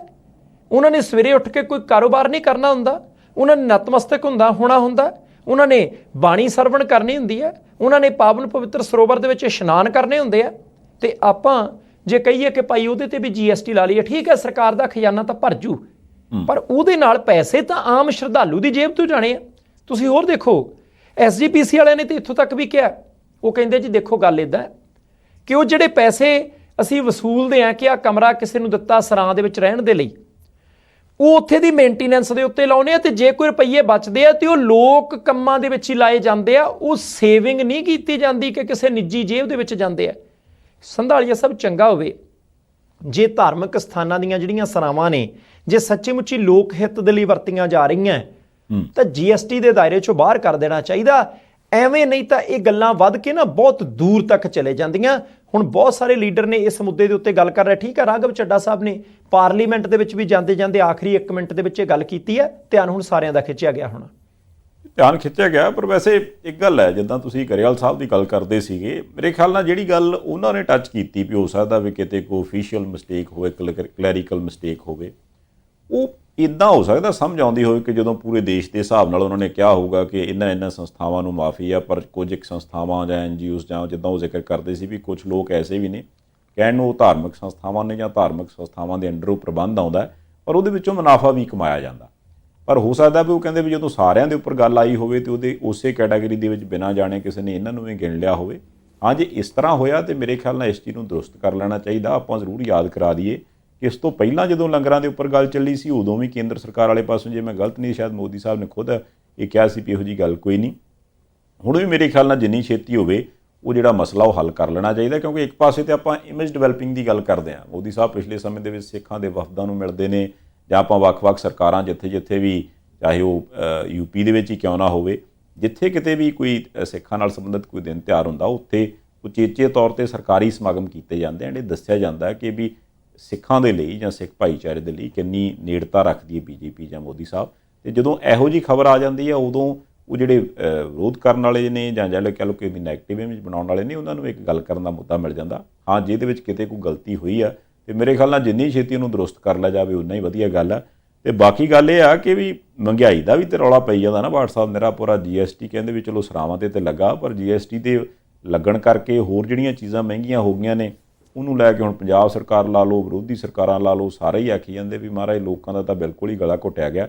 GST ਦਾ ਤਾਂ ਮੇਰੇ ਖਿਆਲ ਨਾਲ ਉਹ ਰਾਘਵ ਚੱਡਾ ਸਾਹਿਬ ਨੇ ਇੱਕ ਹੋਰ ਬਣਾਇਆ ਸੀ, ਗਰੀਬ ਸੋਸ਼ਲ ਟੈਕਸ ਕਹਿੰਦੇ, ਉਹਦਾ ਨਾਂ ਗਰੀਬ ਸੋਸ਼ਲ ਟੈਕਸ ਰੱਖ ਦਿਓ GST ਦਾ ਮਤਲਬ। ਦੇਖੋ, ਰਾਘਵ ਚੱਡਾ ਸਾਹਿਬ ਨੂੰ ਪਹਿਲੀ ਵਾਰੀ ਗੱਲਬਾਤ ਕਰਨ ਦਾ ਮੌਕਾ ਰਾਜ ਸਭਾ ਦੇ ਵਿੱਚ ਮਿਲਿਆ ਤੇ ਉਹਨਾਂ ਨੇ ਕਿਹਾ ਜੀ ਮੈਂ ਪੰਜਾਬ ਤੋਂ ਆਉਣਾ, ਪੰਜਾਬ ਸੇ ਆਤਾ ਹੂੰ ਮੈਂ, ਯਾਨੀ ਕਿ ਪੰਜਾਬ ਦੇ ਕੋਟੇ ਦੇ ਵਿੱਚੋਂ ਮੈਂਬਰ ਪਾਰਲੀਮੈਂਟ ਨੇ। ਕਿਸਾਨਾਂ ਦੀ ਗੱਲ ਚੱਕੀ, GST ਦੀ ਗੱਲ ਚੱਕੀ, ਸਰਾਵਾਂ ਦੇ ਉੱਤੇ ਟੈਕਸ ਲੱਗਿਆ ਉਹਦੀ ਗੱਲ ਚੱਕੀ। ਇਹ ਠੀਕ ਹੈ ਸੰਧਾਲੀਆ ਸਾਹਿਬ, ਫਿਰ ਦੇਖੋ ਚੀਜ਼ਾਂ ਮਹਿੰਗੀਆਂ ਹੋਣਗੀਆਂ ਤਾਂ ਬੋਝ ਆਮ ਬੰਦੇ ਤੇ ਪੈਣਾ। ਸਰਕਾਰ ਦੀ ਆਮਦਨ ਵਧੂਗੀ, ਖਜ਼ਾਨੇ 'ਚ 4 ਪੈਸੇ ਜਾਣਗੇ, ਸਰਕਾਰਾਂ ਨੂੰ ਵੀ ਲੋੜ ਹੈ, ਪਰ ਉੱਥੇ ਦੇਖਣਾ ਪਊਗਾ ਨਾ ਕਿ ਆਮ ਬੰਦੇ ਦੀ ਜੇਬ ਦੇ ਵਿੱਚ 4 ਪੈਸੇ ਹੈਗੇ ਵੀ ਹੈ। ਹੁਣ ਆਮ ਬੰਦੇ ਦੇ ਉੱਤੇ ਰੋਟੀ ਸਭ ਨੇ ਖਾਣੀ ਹੈ, ਦਾਲ ਸਾਰਿਆਂ ਨੇ ਬਣਾਉਣੀ ਹੈ, ਬਿਜਲੀ ਵਰਤਣੀ ਪੈਣੀ ਹੈ ਸਾਰਿਆਂ ਨੂੰ, ਪਾਣੀ ਸਾਰਿਆਂ ਨੂੰ ਚਾਹੀਦਾ, ਬੇਸਿਕ ਚੀਜ਼ਾਂ ਦੇ ਉੱਤੇ ਘੱਟ ਤੋਂ ਘੱਟ ਟੈਕਸ ਚਾਹੀਦਾ। ਕਈ ਮੁਲਕ ਹੁੰਦੇ ਆ ਕਿਰਾਇਆ ਬੜਾ ਮਹਿੰਗਾ ਹੁੰਦਾ ਸੰਧਾਲੀਆ ਸਾਹਿਬ ਰਹਿਣ ਦਾ। ਆਪਾਂ ਦੇਖਿਆ ਕਿ ਆ ਪੱਛਮੀ ਮੁਲਕਾਂ ਦੇ ਵਿੱਚ ਕਈ ਵਾਰੀ ਰਹਿائش ਦੇ ਉੱਤੇ ਅੱਧੀ ਆਮਦਨ ਤੁਹਾਡੀ ਚਲੇ ਜਾਂਦੀ ਹੈ, ਚਾਹੇ ਕਿਰਾਇਆ ਦੇਣਾ, ਚਾਹੇ ਤੁਸੀਂ ਘਰ ਲੈ ਲਿਆ ਕਿਸ਼ਤ ਦੇਣੀ ਹੈ, ਪਰ ਖਾਣ ਪੀਣ ਸਸਤਾ ਹੁੰਦਾ। ਉਹ ਖਾਣ ਪੀਣ ਸਸਤਾ ਹੁੰਦਾ, ਬੰਦੇ ਨੂੰ ਉਹ ਦੁਖਦਾ ਨਹੀਂ ਕਿ ਭਾਈ ਆਹ ਚੀਜ਼ਾਂ ਜਿਹੜੀਆਂ ਨੇ, ਬਿਜਲੀ ਵੀ ਸਸਤੀ ਹੈ, ਖਾਣ ਪੀਣ ਵੀ ਸਸਤਾ ਹੈ, ਜਾਣੀ ਤੁਸੀਂ ਭੁੱਖੇ ਨਹੀਂ ਮਰਦੇ, ਤੁਸੀਂ ਮੁੱਢਲੀਆਂ ਸਹੂਲਤਾਂ ਤੋਂ ਵਾਂਝੇ ਨਹੀਂ ਰਹਿੰਦੇ। ਹਾਂ, ਦੂਸਰੀਆਂ ਚੀਜ਼ਾਂ ਦੇ ਉੱਤੇ, ਵੱਡੀਆਂ ਕਾਰਾਂ ਦੇ ਉੱਤੇ, ਮੋਬਾਈਲਾਂ ਦੇ ਉੱਤੇ, ਲਗਜ਼ਰੀ ਆਈਟਮਸ ਦੇ ਉੱਤੇ, ਮਨੋਰੰਜਨ ਵਾਲੀਆਂ ਚੀਜ਼ਾਂ ਦੇ ਉੱਤੇ ਲਾਓ ਠੋਕ ਕੇ ਟੈਕਸ, ਭਾਵੇਂ ਦੁੱਗਣੀ ਕਰ ਦਿਓ ਕੀਮਤ, ਕੋਈ ਗੱਲ ਥੋੜ੍ਹੀ ਹੈ, ਪਰ ਇਹਨਾਂ ਚੀਜ਼ਾਂ ਦੇ ਉੱਤੇ ਥੋੜ੍ਹਾ ਜਿਹਾ ਬਚਾਅ ਰੱਖਣਾ ਚਾਹੀਦਾ। ਆਮ ਬੰਦੇ ਦੀਆਂ ਚੀਕਾਂ ਪਹਿਲੇ ਨਿਕਲੀਆਂ ਪਈਆਂ। ਨਹੀਂ, ਚਲੋ ਆਸ ਕਰਦੇ ਹਾਂ ਵੀ ਸ਼ਾਇਦ ਇੱਧਰਲੇ ਪਾਸੇ ਵੀ ਕੋਈ ਨਾ ਕੋਈ ਮੋੜਾ ਕੱਟਿਆ ਜਾਊਗਾ। ਖਾਸ ਕਰਕੇ ਇਹ ਕਿਹਾ ਜਾਂਦਾ ਵੀ ਜਿਹੜਾ ਤੇਲ ਹੈ, ਕਿਉਂਕਿ ਜੇ ਕਰੂਡ ਆਇਲ ਦੀਆਂ ਕੀਮਤਾਂ ਅੰਤਰਰਾਸ਼ਟਰੀ ਮਾਰਕੀਟ ਦੇ ਹਿਸਾਬ ਨਾਲ ਉੱਤੇ ਥੱਲੇ ਹੁੰਦੀਆਂ ਰਹਿੰਦੀਆਂ, ਵਿੱਚ ਜੇ ਵੀ ਗੱਲ ਆ ਗਈ ਸੀ ਵੀ ਜਿਵੇਂ ਮਾਰਕੀਟ ਦੇ ਵਿੱਚ ਹੋਊਗਾ ਜੀ ਉਸ ਹਿਸਾਬ ਨਾਲ ਡੇਲੀ ਦੇ ਹਿਸਾਬ ਨਾਲ ਪੈਟਰੋਲ ਡੀਜ਼ਲ ਦੀਆਂ ਕੀਮਤਾਂ ਹੋਊਗਾ। ਗਲੋਬਲੀ ਇੱਦਾਂ ਹੀ ਆ, ਇੰਡੀਆ 'ਚ ਵੀ ਇਹ ਗੱਲ ਹੋ ਗਈ, ਚੰਗੀ ਗੱਲ ਆ। ਪਰ ਜਦੋਂ ਉਹਦੇ ਵਿੱਚ ਟੈਕਸ ਦਾ ਵਾਧ ਘਾਟ ਲਾ ਕੇ ਲੋਕ ਦੱਸਦੇ ਨੇ ਤੇ ਫਿਰ ਉਹ ਕਿਤੇ 60-40 ਵਾਲਾ ਹਿਸਾਬ ਤਾਂ ਹੋ ਜਾਂਦਾ ਵੀ ਯਾਰ ਜਿਹੜੀ ਚੀਜ਼ 60 ਦੀ ਪੈ ਸਕਦੀ ਸੀ ਉਹ 100 ਦੀ ਆ, ਉਤਲੇ 40 ਕਾਹਦੇ, ਉਹ ਕਹਿੰਦੇ ਜੀ ਟੈਕਸ ਹੀ ਲਾ ਕੇ, ਉਦੋਂ ਆਮ ਬੰਦੇ ਦਾ ਹੌਕਾ ਤੇ ਨਿਕਲਦਾ। ਚਲੋ ਆਸ ਕਰਦੇ ਹਾਂ ਵੀ ਇਹ ਵੀ ਕੋਈ ਨਾ ਕੋਈ ਮਸਲਾ ਜਿਹੜਾ ਉਹ ਹੱਲ ਕੀਤਾ ਜਾਊਗਾ। ਇੱਕ ਸੰਧਾਲੀਆ ਸਾਹਿਬ, ਮੈਂ ਇੱਥੇ ਤੁਹਾਨੂੰ ਥੋੜਾ ਜਿਹਾ ਮੈਂ ਬੇਨਤੀ ਕਰਨੀ ਸੀ, ਕਿਉਂਕਿ ਤੁਸੀਂ ਪੈਟਰੋਲ ਡੀਜ਼ਲ ਦੀ ਗੱਲ ਕੀਤੀ ਨਾ, ਤੇ ਪੈਟਰੋਲ ਡੀਜ਼ਲ ਦੀ ਕੀਮਤ ਇੰਟਰਨੈਸ਼ਨਲ ਲੈਵਲ ਦੇ ਉੱਤੇ ਸੰਬੰਧ ਰੱਖਦੀ ਆ। ਆਪਾਂ ਗਿੱਲ ਸਾਹਿਬ ਤੇ ਚੱਲਦੇ ਆ। ਫਿਰ ਅਜੇ ਰੂਸ ਤੇ ਯੂਕਰੇਨ ਵਾਲਾ ਮਸਲਾ ਨਿਬੜਿਆ ਨਹੀਂ ਸੀਗਾ। ਇਧਰਲੇ ਪਾਸੇ ਚੀਨ ਤੇ ਅਮਰੀਕਾ ਦਾ ਰੌਲਾ ਜਿਹੜਾ ਪੈ ਗਿਆ, ਪੇਚਾ ਪੈ ਹੀ ਚੱਲਾ, ਨੇੜੇ ਪਹੁੰਚ ਗਿਆ ਕੰਮ। ਤੁਸੀਂ ਦੇਖੋ ਹਾਲਾਤ ਕਿੰਨੇ ਖਰਾਬ ਨੇ। ਦੁਨੀਆ ਮਹਿੰਗਾਈ ਦੇ ਦੌਰ ਦੇ ਵਿੱਚ ਹੈ, ਕੋਵਿਡ ਪਤਾ ਨਹੀਂ ਕਦੇ ਕੁਛ ਆ ਜਾਂਦਾ ਕਦੇ ਕੁਛ ਆ ਜਾਂਦਾ, ਸਮੱਸਿਆਵਾਂ ਨੇ। ਪਰ ਦੂਸਰੇ ਪਾਸੇ ਅਮਰੀਕਾ ਦੀ ਪਾਰਲੀਮੈਂਟ ਦੀ ਸਪੀਕਰ ਬੀਬੀ ਜਿਹੜੇ ਹੈ ਉਹਨਾਂ ਨੇ ਤਾਈਵਾਨ ਜਾਣਾ ਸੀ, ਤੇ ਤਾਈਵਾਨ ਚੀਨ ਕਹਿੰਦਾ ਕਿ ਸਾਡੇ ਦੇਸ਼ ਦਾ ਹਿੱਸਾ ਹੈ। ਤਾਈਵਾਨ ਕਹਿੰਦਾ ਜੀ ਮੈਂ ਵੱਖਰਾ ਮੁਲਕ ਹਾਂ। ਉਹ ਜਾਪਾਨ ਦੇ ਕੋਲੇ ਜਾਂ ਚੀਨ ਦੇ ਕੋਲੇ ਜਾਂ ਸਮੁੰਦਰ ਦੇ ਵਿੱਚ ਹੈ ਤਾਈਵਾਨ, ਇੱਕ ਟੋਟਾ ਹੈ ਪਾਣੀ ਦੇ ਵਿੱਚ। ਮੈਂ ਫਿਰ ਕਲੀਅਰ ਕਰਦਾ ਕਿ ਚੀਨ ਕਹਿੰਦਾ ਕਿ ਇਹ ਸਾਡਾ ਦੇਸ਼ ਹੈ, ਸਾਡਾ ਹੀ ਹਿੱਸਾ ਹੈ। ਤਾਈਵਾਨ ਆਪਣੇ ਆਪ ਨੂੰ ਵੱਖਰਾ ਦੇਸ਼ ਮੰਨਦਾ, ਤੇ ਅਮਰੀਕਾ ਤਾਈਵਾਨ ਦੀ ਪੂਰੀ ਸਪੋਰਟ ਕਰਦਾ ਕਿ ਤੂੰ ਰਹਿ ਵੱਖਰਾ, ਤੂੰ ਵੱਖਰਾ ਹੀ ਹੈ, ਅਸੀਂ ਤੇਰੇ ਨਾਲ ਹੈ। ਤੇ ਜਦੋਂ ਵੀ ਕੋਈ ਦੂਸਰੇ ਮੁਲਕ ਦਾ ਕੋਈ ਮੰਤਰੀ, ਕੋਈ ਵੱਡਾ ਆਗੂ ਤਾਈਵਾਨ ਜਾਂਦਾ ਤੇ ਚੀਨ ਇਤਰਾਜ਼ ਕਰਦਾ, ਪਰ ਜਿੰਨਾ ਇਤਰਾਜ਼ ਐਤਕੀ ਹੋਇਆ ਕਦੇ ਨਹੀਂ ਸੀ ਕੀਤਾ। ਹੁਣ USA ਦੀ ਪਾਰਲੀਮੈਂਟ ਦੀ ਸਪੀਕਰ ਬੀਬੀ ਨੇ ਜਾਣਾ ਸੀ। ਚੀਨ ਨੇ ਪਹਿਲਾਂ 2-3 ਵਾਰੀ ਕਿਹਾ ਨਾ ਜਾਓ, ਸਾਡਾ ਇਤਰਾਜ਼ ਹੈ। ਬਾਈਡਨ ਸਾਹਿਬ ਦੀ ਤੇ ਇਧਰ ਜਿਨਪਿੰਗ ਸਾਹਿਬ ਦੀ ਗੱਲ ਵੀ ਹੋਈ, ਪਰ ਸਿਰੇ ਨਹੀਂ ਚੜੀ। ਫਿਰ ਜਦੋਂ ਅਮਰੀਕਾ ਨੇ ਕਹਿਤਾ ਕਿ ਸਾਡੀ ਬੀਬੀ ਜਾਊ, ਹੁਣ ਤੋਂ ਥੋੜੇ ਘੰਟੇ ਪਹਿਲਾਂ ਉਹ ਸਪੀਕਰ ਬੀਬੀ ਪਹੁੰਚੀ ਹੈ ਤਾਈਵਾਨ। ਪਰ ਹਾਲਾਤ ਕਿੰਨੇ ਖਰਾਬ ਹੋ ਗਏ ਚੀਨ ਦੇ ਵਿੱਚ, ਕਿਉਂਕਿ ਸਰਕਾਰੀ ਹੈ ਸਾਰਾ ਕੁਝ। ਉੱਥੋਂ ਦੀ ਸਰਕਾਰੀ ਅਖਬਾਰ ਦੇ ਵਿੱਚ ਧਮਕੀ ਦਿੱਤੀ ਗਈ ਕਿ ਜੇ ਤੁਹਾਡੀ ਸਪੀਕਰ ਬੀਬੀ ਦਾ ਜਹਾਜ਼ ਅਮਰੀਕਾ ਤੋਂ ਤਾਈਵਾਨ ਨੂੰ ਆਇਆ ਤੇ ਚੀਨ ਉਹ ਜਹਾਜ਼ ਉਡਾ ਦਊਗਾ। ਫਿਰ ਦੂਜਾ ਬਿਆਨ ਆਇਆ ਕਿ ਜੇ ਤੁਹਾਡੀ ਸਪੀਕਰ ਬੀਬੀ ਜਿਹੜੀ ਹੈ ਜਹਾਜ਼ ਦੇ ਵਿੱਚ ਬੈਠ ਕੇ ਤਾਈਵਾਨ ਜਾਣ ਦੀ ਕੋਸ਼ਿਸ਼ ਕਰੂ ਤੇ ਚੀਨ ਦੇ ਜਹਾਜ਼ ਤੁਹਾਡੇ ਵਾਲੇ ਜਹਾਜ਼ ਨੂੰ ਕੰਟਰੋਲ ਦੇ ਵਿੱਚ ਲੈ ਕੇ ਇੱਧਰ ਲੈ ਆਉਣਗੇ, ਫੇਰ ਨਾ ਭੜਕ ਨੂੰ ਆਖਿਓ। ਇਹ ਛੋਟੀ ਧਮਕੀ ਨਹੀਂ ਹੈ, ਪਰ ਇਹਦੇ ਬਾਵਜੂਦ ਵੀ ਅਮਰੀਕਾ ਦੀ ਸਪੀਕਰ ਜਿਹੜੀ ਪਾਰਲੀਮੈਂਟ ਦੀ ਬੀਬੀ ਉਹ ਤਾਈਵਾਨ ਗਈ, ਤੇ 20-22 ਫਾਈਟਰ ਜੈਟ ਜਿਹੜੇ ਆ, ਹੁਣ ਇੱਕ ਜਹਾਜ਼ ਦੇ ਵਿੱਚ ਤਾਂ ਉਹ ਬੀਬੀ ਜਾ ਰਹੀ ਹੈ, ਆਲੇ ਦੁਆਲੇ 20-22 ਫਾਈਟਰ ਜੈਟ ਅਮਰੀਕਾ ਨੇ ਉਹਦੀ ਸਿਕਿਉਰਿਟੀ ਦੇ ਲਈ ਨਾਲ ਭੇਜੇ। ਤੇ ਇਹਦੇ ਤੋਂ ਪਹਿਲਾਂ ਚੀਨ ਵਾਲਿਆਂ ਨੇ ਕਿਹਾ ਲਓ ਜੀ ਅਸੀਂ ਜੰਗੀ ਮਸ਼ਕਾਂ ਕਰ ਦਿੱਤੀਆਂ ਤਾਈਵਾਨ ਦੇ ਕੋਲ। ਹੁਣ ਸੰਧਾਲੀਆ ਸਾਹਿਬ, ਅਮਰੀਕਾ ਦੀ ਫੌਜ ਤਾਈਵਾਨ 'ਚ ਹੈਗੀ ਹੈ, ਤਾਈਵਾਨ ਦੇ ਨੇੜੇ ਸਮੁੰਦਰ 'ਚ ਹੈਗੀ ਹੈ, ਮੁੱਢ ਚੀਨ ਪੈਂਦਾ ਹੈ। ਤਾਈਵਾਨ ਨੇ ਵੀ ਕਹਿਤਾ ਜੰਗ ਲਈ ਸਾਡੀਆਂ ਫੌਜਾਂ ਤਿਆਰ, ਚੀਨ ਨੇ ਵੀ ਕਹਿਤਾ ਜੰਗ ਲਈ ਸਾਡੀਆਂ ਫੌਜਾਂ ਤਿਆਰ, ਅਮਰੀਕਾ ਨੇ ਵੀ ਕਹਿਤਾ ਜੰਗ ਲਈ ਸਾਡੀਆਂ ਫੌਜਾਂ ਤਿਆਰ। ਪਰ ਭਾਈ ਬਚ ਲਓ, ਜੇ ਬਚ ਸਕਦੇ ਹੋ ਬਚ ਲਓ। ਚੀਨ ਕੋਲ ਕਿਤੇ ਧਰਤੀ ਥੋੜੀ ਹੈ, ਅਮਰੀਕਾ ਕੋਲ ਵੀ ਬਥੇਰੀ ਹੈ। ਜਾਂ ਤਾਂ ਕਹੀਏ ਨਾ ਕਿ ਭਾਈ ਉੱਥੇ ਇੱਕ ਬੰਦੇ ਦੇ ਮੋਢਿਆਂ ਦੇ ਉੱਤੇ ਦੂਜਾ ਬੈਠਾ, ਦੂਜੇ ਦੇ ਮੋਢਿਆਂ ਤੇ ਤੀਜਾ ਬੈਠਾ, ਸਾਨੂੰ ਜ਼ਮੀਨ ਚਾਹੀਦੀ ਜ਼ਰੂਰ ਹੈ। ਇਹ ਰੌਲੇ ਰੱਪੇ ਦੇ ਵਿੱਚੋਂ ਨਿਕਲਣਾ ਕੱਖ ਨਹੀਂ। ਲੋਕਾਂ ਦਾ ਵੈਸੇ ਹੀ ਐਨ ਤੜਵੰਝ ਨਿਕਲਿਆ ਪਿਆ ਮਹਿੰਗਾਈ ਕਰਕੇ। ਜੇ ਆ ਪੰਗਾ ਪੈ ਗਿਆ ਤਾਂ ਰਹਿਣਾ ਪੱਲੇ ਫੱਕਾ ਨਹੀਂ ਦੁਨੀਆ ਦੇ। ਦੇਖੋ ਗੱਲ ਇਹ ਆ ਨਾ WhatsApp ਕਿ ਵੀ ਅਗਲਿਆਂ ਨੂੰ ਵੀ ਲੱਗਦਾ ਕਿ ਵੀ ਅਸੀਂ ਵੀ ਮਹਾਸ਼ਕਤੀ ਹਾਂ, ਹਾਲਾਂਕਿ ਚੀਨ ਵੀ ਟੱਕਰ ਪੂਰੀ ਦੇ ਰਿਹਾ, ਪਰ ਅਮਰੀਕਾ ਕਿਉਂਕਿ ਜਦੋਂ ਉਹ ਕਹਿੰਦਾ ਵੀ ਅਸੀਂ ਦੁਸ਼ਮਣੀ ਭੁਲਾਉਂਦੇ ਨਹੀਂ। ਹੁਣ 9/11 ਦਾ ਹਮਲਾ ਹੋਇਆ ਸੀ, ਵਰਲਡ ਟ੍ਰੇਡ ਟਾਵਰ ਜਿਹੜੇ ਸੀ ਉਹ ਢਾਏ ਗਏ ਸੀ, ਜਹਾਜ਼ ਮਾਰੇ ਗਏ। ਉਸ ਤੋਂ ਬਾਅਦ ਉੱਥੇ ਜਾ ਕੇ ਉਹਨਾਂ ਨੇ ਬੰਦਾ ਲੱਭ ਕੇ ਉਸਾਮਾ ਬਿਨ ਲਦੇਨ ਉਹ ਮਾਰਿਆ, ਐਂਡ ਜਿਸ ਤਰੀਕੇ ਨਾਲ ਮਾਰਿਆ ਸਾਰਾ ਉਹ ਕੰਮ ਕੀਤਾ ਬਿਨਾਂ ਦੱਸੇ, ਕਿਸੇ ਨੂੰ ਭਿਣਕ ਨਹੀਂ ਲੱਗਣ ਦਿੱਤੀ। ਉਹਦੇ ਤੋਂ ਬਾਅਦ ਬੜਾ ਉਹਨਾਂ ਨੇ ਆਪਣੇ ਆਪ ਨੂੰ ਥਪਥ ਪਾਇਆ, ਮੋਢਾ ਆਪਣਾ ਆਪ ਹੀ, ਕਿ ਮਹਾਰਾਜ ਸਾਡਾ ਵਰਗਾ ਕਿਹੜਾ। ਤੇ ਹੁਣ ਤੇ ਅਲ ਜਵਾਰੀ ਮਾਰਿਆ ਅਗਲਿਆਂ ਨੇ, ਉਹ ਵੀ ਡਰੋਨ ਦੇ ਨਾਲ। ਉਹ ਕਹਿੰਦੇ ਵੀ ਨਿਗਾਹ ਸਾਡੀ ਸੀਗੀ, ਅਸੀਂ ਬਸ ਇਹੀ ਲੱਭਦੇ ਸੀ ਵੀ ਕਦੋਂ ਸਾਨੂੰ ਦਿਸੇ ਤੇ ਕਦੋਂ ਅਸੀਂ ਝਟਕਾਈਏ। ਹਾਲਾਂਕਿ ਜੋ ਉਹਨਾਂ ਨੇ ਕੰਮ ਤੇ ਚਲੋ ਐਤਵਾਰ ਦਾ ਹੋਇਆ, ਉਸ ਤੋਂ ਬਾਅਦ ਮੈਨੂੰ ਲੱਗਦਾ ਵੀ ਸਾਰਾ ਕੁਝ ਚੈੱਕ ਚੁੱਕ ਕਰਕੇ ਕਨਫਰਮ ਕਰਕੇ ਵੀ ਹਾਂਜੀ ਆਹ ਕੰਮ ਹੋ ਗਿਆ। ਉਸ ਤੋਂ ਬਾਅਦ ਹੀ, ਕਿਉਂਕਿ ਜੇ ਅਮਰੀਕਾ ਦੇ ਰਾਸ਼ਟਰਪਤੀ ਨੇ ਕੋਈ ਗੱਲ ਆ ਕੇ ਸਾਂਝੀ ਕਰਨੀ ਹੈ ਤੇ ਫਿਰ ਇਹ ਕੱਚੇ ਪੈਰੀਂ ਤੇ ਕੀਤੀ ਨਹੀਂ ਜਾ ਸਕਦੀ। ਹੁਣ ਜੇ ਅਗਲੇ ਇਹ ਕਹਿ ਸਕਦੇ ਵੀ 11 ਸਾਲ ਬਾਅਦ ਵੀ ਅਸੀਂ ਉਹ ਬਦਲਾ ਲੈ ਸਕਦੇ ਹਾਂ, ਇੱਥੋਂ ਆਪਾਂ ਇਹ ਅੰਦਾਜ਼ਾ ਲਾ ਸਕਦੇ ਹਾਂ ਵੀ ਨਾ ਢਿੱਲੇ ਇਹ ਪੈਣ ਵਾਲੇ ਆ ਤੇ ਨਾ ਢਿੱਲੇ ਚਾਈਨਾ ਵਾਲੇ ਪੈਣ ਵਾਲੇ ਆ। ਹਾਂ, ਇਹਦੇ 'ਚ ਇੱਕ ਉਦਾਹਰਨ ਮੈਨੂੰ ਪਿੰਡਾਂ ਦੇ ਹਿਸਾਬ ਨਾਲ ਯਾਦ ਆਉਂਦੀ ਆ। ਮੰਨ ਲਓ ਇੱਕ ਢੇਰੀ ਆ 100 ਕਿੱਲਾ ਉਹਦੇ ਕੋਲ ਆ, ਇੱਕ ਢੇਰੀ ਦੂਜੀ ਆ 98-99 ਕਿੱਲੇ ਉਹਨਾਂ ਕੋਲ ਆ। ਤੇ ਐਵੇਂ ਕਿਸੇ ਮਾਤੜ ਦਾ ਵਿਚਾਰੇ 1.5 ਕਨਾਲ ਥਾਂ ਹੋਵੇ ਤੇ ਉਹਦੇ ਲੱਖ ਜਾਂ ਲੈ ਇੱਦਾਂ ਕਿੱਦਾਂ ਛੱਡਦੇ ਆਪਾਂ। ਕੋਈ ਗੱਲ ਨਹੀਂ, ਆਪਾਂ ਤੇਰੇ ਨਾਲ ਆ, ਤਗੜਾ ਹੋ ਜਾ ਤੂੰ। ਤੇ ਗੰਡਾਸੇ ਲੈ ਕੇ ਉਹ ਜਿਹੜਾ 1.5 ਕਨਾਲ ਥਾਂ ਵਾਲਾ ਉਹਦੇ ਘਰੇ ਹੀ ਬਹਿ ਜਾਣ। ਤੇ ਉਹ ਤੇ ਸਾਰਿਆਂ ਨੂੰ ਵਧੀਆ ਵੀ ਨਾ ਤੁਸੀਂ ਆਪਣੀ ਜ਼ਮੀਨ ਤੇ ਨਾ ਤੁਸੀਂ ਆਪਣੇ ਘਰ 'ਚ, ਉਹ ਜਿਹਦੇ ਘਰ ਪੌੜਾ ਪਾਉਣਾ ਗੰਡਾਸੇ ਲੈ ਕੇ ਬੰਦੂਕਾਂ ਲੈ ਕੇ ਉਹਦੇ ਘਰ ਬਹਿ ਜਾਓ। ਜੇ ਨੁਕਸਾਨ ਉਹਦਾ ਉਹ ਕਿਸੇ ਦਾ ਕੀ ਜਾਣਾ। ਇਹ ਸੰਧਾਲੀਆ ਸਾਹਿਬ ਤੁਹਾਡੀ ਗੱਲ ਠੀਕ ਹੈ। 2 ਦੇਸ਼ ਇਹਦੇ ਵਿੱਚ ਸਭ ਤੋਂ ਵੱਧ ਨਪੀੜੇ ਜਾਣੇ ਆ। ਉਹ ਇੱਕ ਨਪੀੜਿਆ ਜਾਣਾ ਭਾਰਤ, ਦੂਜਾ ਨਪੀੜਿਆ ਜਾਣਾ ਜਾਪਾਨ। ਕਿਉਂਕਿ ਅਮਰੀਕਾ ਨੇ ਵੀ ਕੋਸ਼ਿਸ਼ ਕਰਨੀ ਆ ਕਿ ਭਾਈ ਚੀਨ ਨੂੰ ਫਿਰ ਅਸੀਂ ਸਾਰੇ ਪਾਸਿਓਂ ਘੇਰੀਏ। ਪਾਕਿਸਤਾਨ ਤਾਂ ਨਾਲ ਨਹੀਂ ਟੁਰਦਾ, ਨਾਲ ਦਾ ਅਫਗਾਨਿਸਤਾਨ ਜਿਹੜਾ ਤਾਲਿਬਾਨ ਦੇ ਘੇਰੇ 'ਚ ਹੈ। ਇੱਧਰਲੇ ਪਾਸੇ ਵਾਲੇ ਭਾਵੇਂ ਬੰਗਲਾਦੇਸ਼ ਹੈ, ਭਾਵੇਂ ਨੇਪਾਲ ਹੈ, ਭਾਵੇਂ ਬਰਮਾ ਹੈ, ਉਹ ਵੀ ਸਾਰੇ ਚੀਨ ਦੇ ਪੱਖੀ ਨੇ। ਤੇ ਜਿਹੜਾ ਦੇਸ਼ ਤਟਸਥ ਜਿਹਾ ਹੋ ਕੇ ਚੱਲਦਾ ਉਹ ਭਾਰਤੀ ਹੈ। ਤੇ ਅਮਰੀਕਾ ਵਾਲੇ ਪ੍ਰੈਸ਼ਰ ਜ਼ਰੂਰ ਪਾਉਣਗੇ ਕਿ ਭਾਈ ਸਾਨੂੰ ਅੱਡੇ ਉੱਡੇ ਵਰਤਣ ਨੂੰ ਦਿਓ। ਦੇਣ ਨਹੀਂ ਲੱਗੇ ਭਾਰਤ ਵਾਲੇ, ਪਰ ਪ੍ਰੈਸ਼ਰ ਪਊਗਾ।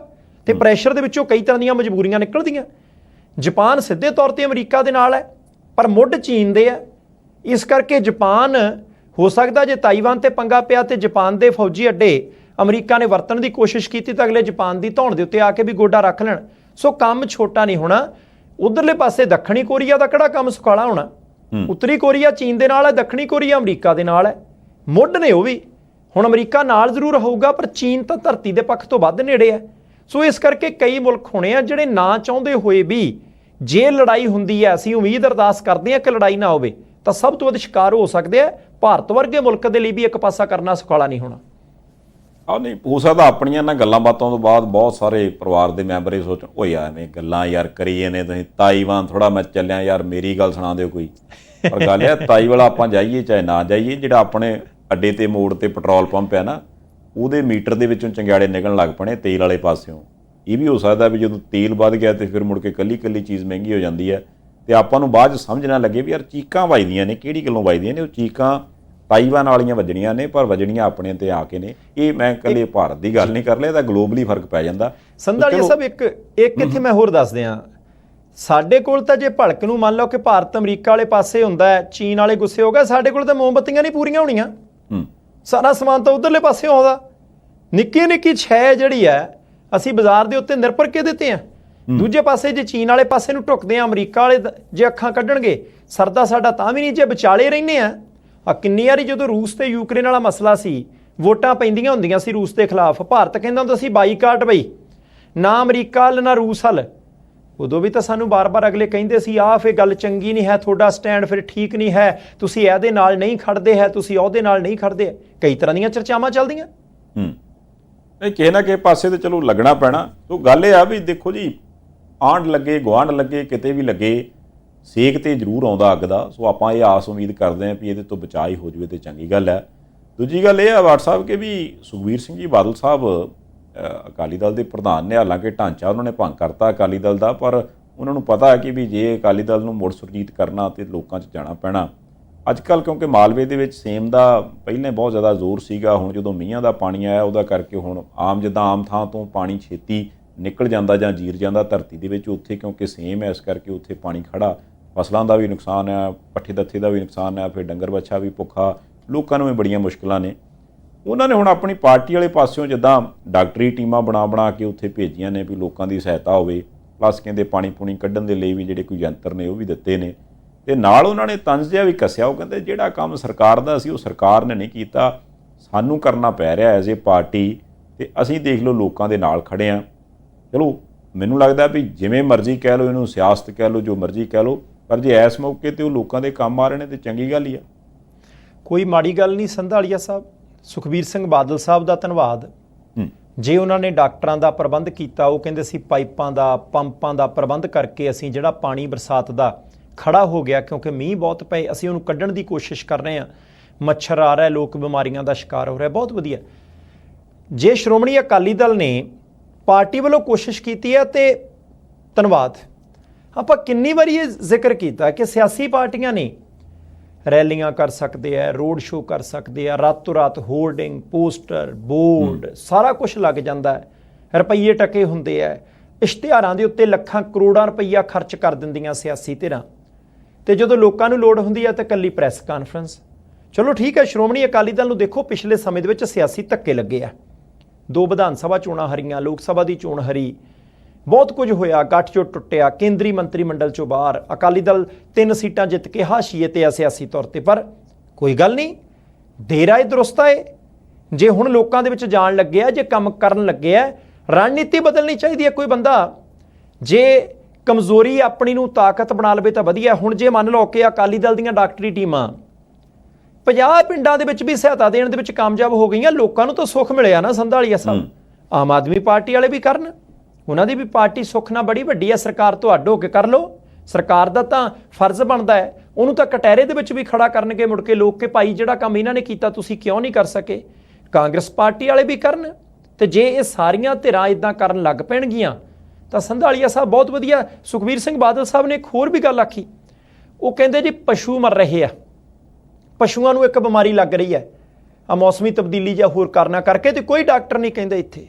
ਸਰਕਾਰ ਵੱਲੋਂ ਕਿਸੇ ਤਰ੍ਹਾਂ ਦੀ ਕੋਈ ਸਹਾਇਤਾ ਨਹੀਂ, ਕੋਈ ਜਾਂਚ ਪੜਤਾਲ ਨਹੀਂ, ਕੋਈ ਦਵਾਈ ਨਹੀਂ।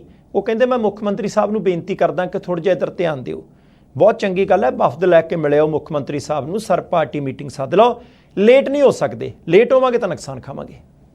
ਬਿਲਕੁਲ, ਮੈਨੂੰ ਲੱਗਦਾ ਵੀ ਅਕਾਲੀ ਦਲ ਨੇ ਜਿਹੜਾ ਇਹ ਕੰਮ ਸ਼ੁਰੂ ਕੀਤਾ ਇਹਨੂੰ ਜਿੰਨਾ ਹੋ ਸਕੇ ਐਪਰੀਸ਼ੀਏਟ ਕਰਨਾ ਚਾਹੀਦਾ।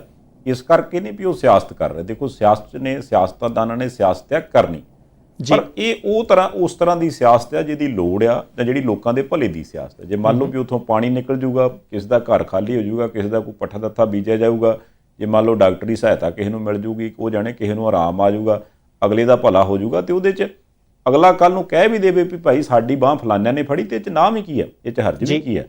ਸੋ ਇਹਦੇ ਨਾਲ ਮੈਨੂੰ ਲੱਗਦਾ ਵੀ ਇੱਕ ਨਵੀਂ ਰੀਤ ਪਊਗੀ, ਜਿਹੜੀ ਇਸ ਤੋਂ ਪਹਿਲਾਂ ਹੁੰਦਾ ਸੀ ਵੀ ਫਲਾਣੇ ਥਾਂ ਦੇ ਉੱਪਰ ਜੇ ਇੰਨੇ ਏਕੜ ਜ਼ਮੀਨ ਲੈ ਲਈ ਠੇਕੇ ਤੇ, ਵਿੱਚੋਂ ਫਸਲ ਵਾਹ ਦਿੱਤੀ ਤੇ ਉਹਨੂੰ ਮੁਆਵਜ਼ਾ ਦੇ ਦਿੱਤਾ, ਇਹ ਦੇ 10-10 ਦਿਨ 15-15 ਦਿਨ ਤੰਬੂ ਕਨਾਤਾਂ ਸਟੇਜ ਲੱਗਦੀ ਰਹਿਣੀ, ਤੇ ਉਹ ਵਰਤਣੀ ਕਿੰਨਾ ਚਿਰ, 5 ਜਾਂ 6 ਘੰਟੇ। ਤੇ ਇੱਥੇ ਤੇ ਮੇਰੇ ਖਿਆਲ ਨਾਲ ਉਨਾ ਖਰਚਾ ਵੀ ਨਹੀਂ ਹੋਣਾ, ਤੇ ਇਹਦਾ ਅਸਰ ਹੋ ਸਕਦਾ 5-6 ਸਾਲ ਤੱਕ ਰਵੇ, ਕਿਉਂਕਿ ਪਾਣੀ ਕਿਹੜਾ ਰੋਜ਼-ਰੋਜ਼ ਆਉਣਾ, ਤੇ ਜਿਹਦਾ ਇੱਕ ਰਾਂ ਇੱਦਾਂ ਭਲਾ ਹੋ ਗਿਆ ਉਹ ਕਿਤੇ ਟੁੱਟਣ ਵਾਲਾ ਥੋੜਾ ਦੁਬਾਰਾ।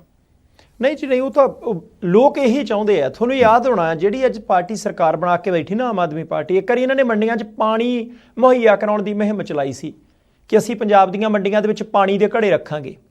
ਉੱਥੇ ਹੀ ਕੈਂਪ ਲਾ ਲੈਂਦੇ ਸੀ, ਉੱਥੇ ਹੀ ਲੋਕਾਂ ਨੂੰ ਜਾ ਕੇ ਮਿਲਦੇ ਸੀ। ਪੰਜਾਬ ਦੇ ਲੋਕ ਸੋਨੇ ਦਾ ਘਰ ਨਹੀਂ ਚਾਹੁੰਦੇ। ਪੰਜਾਬ ਦੇ ਲੋਕ ਤੁਹਾਡੇ ਤੋਂ ਕੋਈ ਬਹੁਤ ਜ਼ਿਆਦਾ ਆਸਾਂ ਉਮੀਦਾਂ ਰੱਖਦੇ, ਉਹ ਚਾਹੁੰਦੇ ਆ ਕਿ ਭਾਈ ਸਾਡੇ ਨਾਲ ਖੜੋ। ਜੇ ਤੁਹਾਡੇ ਕੋਲ ਕੋਈ ਸਾਧਨ, ਕੋਈ ਰੁਪਈਏ, ਕੋਈ ਮਸ਼ੀਨਰੀ ਹੈਗੀ ਹੈ, ਲੋਕਾਂ ਦੇ ਕੰਮ ਲਈ ਵਰਤ ਲਓ। ਚਿੱਟੇ ਕੁੜਤੇ ਪਜਾਮੇ ਵਾਲੇ ਬਹੁਤ ਨੇ ਸਾਰੀਆਂ ਸਿਆਸੀ ਪਾਰਟੀਆਂ ਦੇ ਕੋਲ, ਪਰ ਚਿੱਟੇ ਕੁੜਤੇ ਪਜਾਮਿਆਂ ਨਾਲ ਵੋਟਾਂ ਨਹੀਂ ਪੈਂਦੀਆਂ। ਮੈਂ ਨਹੀਂ ਕਹਿੰਦਾ, ਇਹ ਪੰਜਾਬ ਦੀਆਂ ਵਿਧਾਨ ਸਭਾ ਚੋਣਾਂ ਦੇ ਨਤੀਜੇ ਕਹਿੰਦੇ ਆ। ਤੇ ਜੇ ਚਿੱਟੇ ਕੁੜਤੇ ਪਜਾਮੇ ਵਾਲਿਆਂ ਨਾਲ ਵੋਟਾਂ ਪੈਂਦੀਆਂ ਹੁੰਦੀਆਂ ਫਿਰ ਤਾਂ ਕਹਾਣੀ ਹੋਰ ਹੋ ਜਾਣੀ ਸੀ। ਹੁਣ ਕੰਮ ਨਾ ਪੈਣੀਆਂ, ਚੰਗੀ ਗੱਲ ਹੈ। ਸੁਖਬੀਰ ਸਿੰਘ ਬਾਦਲ ਸਾਹਿਬ ਨੇ ਕੰਮ ਸ਼ੁਰੂ ਕੀਤਾ, ਸਰਕਾਰ ਆਪਣੀ ਡਿਊਟੀ ਨਿਭਾਵੇ, ਸਿਆਸੀ ਪਾਰਟੀਆਂ ਵੱਧ ਲੋਕਾਂ ਜਾਣ, ਕੰਮ ਠੀਕ ਹੋ ਜੂ। ਨਹੀਂ ਬਿਲਕੁਲ ਠੀਕ ਹੈ। ਦੂਜੀ ਗੱਲ ਇਹ ਵੀ ਆ ਵੀ ਆਪਾਂ ਇਹ ਆਸ ਉਮੀਦ ਕਰਦੇ ਹਾਂ ਵੀ ਕਾਂਗਰਸ ਪਾਰਟੀ ਵੀ ਇਹਦੇ ਬਾਰੇ ਕੁਛ ਨਾ ਕੁਛ ਸੋਚੇ, ਕਿਉਂਕਿ ਉਹ ਵੀ ਇੱਕ ਵੱਡੀ ਧਿਰ ਹੈ, ਇੱਕ ਵੱਡੀ ਪਾਰਟੀ ਆ। 5 ਸਾਲ ਪਹਿਲਾਂ ਤੱਕ ਉਹਨਾਂ ਦਾ ਰਾਜ ਸੀਗਾ, ਤੇ ਜੇ ਅਕਾਲੀ ਦਲ ਲੱਗਾ ਤੇ ਮੈਂ ਨਾ ਕਾਂਗਰਸ ਪਾਰਟੀ ਵੀ ਸ਼ੁਰੂ ਹੋ ਜਾਵੇ, ਬੀਜੇਪੀ ਵਾਲੇ ਵੀ ਸ਼ੁਰੂ ਹੋਣ, ਕਿਉਂਕਿ ਉਹ ਵੀ ਕਹਿੰਦੇ ਹਿਮਾਲਵੇ ਦੇ ਵਿੱਚ ਜਾਣਾ, ਤੇ ਕੱਲ ਨੂੰ 24 'ਚ ਵੈਸੇ ਵੀ ਸਭ ਤੋਂ ਪਹਿਲਾਂ ਜੇ ਸਭ ਤੋਂ ਵੱਧ ਲੋੜ ਹੈ ਤੇ ਉਹ ਬੀਜੇਪੀ ਵਾਲਿਆਂ ਨੂੰ ਆ। ਉਹ ਜਾਣੇ ਲੋਕਾਂ ਜਦੋਂ ਇੱਕ ਰਾਂ ਦਗੜ ਕਰਕੇ ਫਿਰਨਗੇ, ਪਹਿਲਾਂ ਇੱਕ ਬਾਪੂ ਨੂੰ ਅਗਲਾ ਆਖੇ ਵੀ ਮੈਂ ਫਲਾਨੀ ਪਾਰਟੀ ਵੱਲੋਂ ਆ ਬਾਪੂ, ਆਪਾਂ ਤੇਰਾ ਕੰਮ ਕੀਤਾ ਹੀ, ਮਗਰੇ ਦੂਜਾ ਲੈ ਬਾਪੂ ਆਪਾਂ ਤੇਰੇ ਨਾਲ ਖਲੋਤੇ, ਵੋਟਾਂ ਖਿਆਲ ਰੱਖੀ, ਤੀਸਰਾ ਵੀ ਆ ਜਾਏ ਬਾਪੂ ਪਰਵਾਹ ਨਾ ਕਰ, ਤੂੰ ਆ ਲੈ ਨਵਾਂ ਕੁੜਤਾ ਪਜਾਮਾ ਤੇਰੇ ਲਈ ਅਸੀਂ ਸਵਾ ਕੇ ਲਿਆਂਦਾ। ਉਹ ਜਾਣੇ ਬਾਪੂ ਨੂੰ ਲੱਗੀ ਤੇ ਸਹੀ ਵੀ ਯਾਰ ਇਹ 5 ਸਾਲ ਹੀ ਨਹੀਂ ਆਉਂਦੇ, ਹੁਣ ਵਿੱਚ ਵਿਚਾਲੇ ਵੀ ਆਉਣ ਲੱਗ ਪਏ ਆ, ਲੋਕਾਂ ਦਾ ਭਲਾ ਸਹੀ। ਨਹੀਂ ਸੰਧਾਲੀਆ ਸਾਹਿਬ, ਵੱਖਰਾ ਦੇਸ਼ ਤੁਸੀਂ ਦੇਖੋ, ਮੰਨਣਾ ਪਊਗਾ ਕਿ ਪੰਜਾਬ ਦੇ, ਆਪਾਂ ਕਈ ਵਾਰ ਕਿਹਾ ਸੀ ਜਦੋਂ ਕਿਸਾਨ ਅੰਦੋਲਨ ਚੱਲਦਾ ਸੀ ਨਾ, ਉਦੋਂ ਤੋਂ ਜ਼ਿਕਰ ਚੱਲਦਾ ਸੀ ਕਿ ਲੋਕ ਜਿੱਦਾਂ ਚੱਲਣਗੇ ਸਿਆਸਤਦਾਨ ਉੱਦਾਂ ਚੱਲਣਗੇ। ਸਿਆਸਤਦਾਨ ਨਹੀਂ ਲੋਕਾਂ ਨੂੰ ਚਲਾ ਸਕਦੇ। ਜਦੋਂ ਸਿਆਸਤਦਾਨਾਂ ਨੂੰ ਲੱਗਦਾ ਕਿ ਭਾਈ ਇਹ ਸਸਤੀ ਚੀਜ਼ ਲੈ ਕੇ ਮੰਨਦੇ ਆ, ਸਿਆਸਤਦਾਨ ਉਹ ਕੰਮ ਕਰਨਗੇ। ਜਦੋਂ ਸਿਆਸਤਦਾਨਾਂ ਨੂੰ ਲੱਗਦਾ ਕਿ ਭਾਈ ਸਟੇਜ ਦੇ ਆਲੇ ਦੁਆਲੇ ਤਾਂ ਇਕੱਠੇ ਹੁੰਦੇ ਆ ਜੇ ਉੱਥੇ ਅਸੀਂ ਕੋਈ ਕਲਾਕਾਰ ਲਾ ਦਾਂਗੇ, ਸਿਆਸਤਦਾਨ ਉਹ ਕੰਮ ਕਰਨਗੇ। ਜੇ ਸਿਆਸਤਦਾਨਾਂ ਨੂੰ ਇਹ ਲੱਗਦਾ ਕਿ ਵੱਧ ਇਕੱਠ ਕਰ ਲਈਏ ਲੋਕੀ ਫੇਰ ਵੋਟਾਂ ਪਾਉਂਦੇ ਆ, ਸਿਆਸਤਦਾਨ ਉਹ ਕਰਨਗੇ। ਹੁਣ ਪਿਛਲੇ ਸਮੇਂ 'ਚ ਕਈ ਕੁਛ ਪੰਜਾਬ ਦਾ ਖੇਤੀਬਾੜੀ ਦੇ ਪੱਖ ਤੋਂ ਖਰਾਬ ਹੋਇਆ, ਕਦੇ ਸੋਕਾ, ਕਦੇ ਮੀਂਹ, ਕਦੇ ਬਿਮਾਰੀ, ਗੁਲਾਬੀ ਸੁੰਡੀ, ਚਿੱਟੀ ਮੱਖੀ। ਲੀਡਰ ਕਰਦੇ ਕੀ ਸੀ?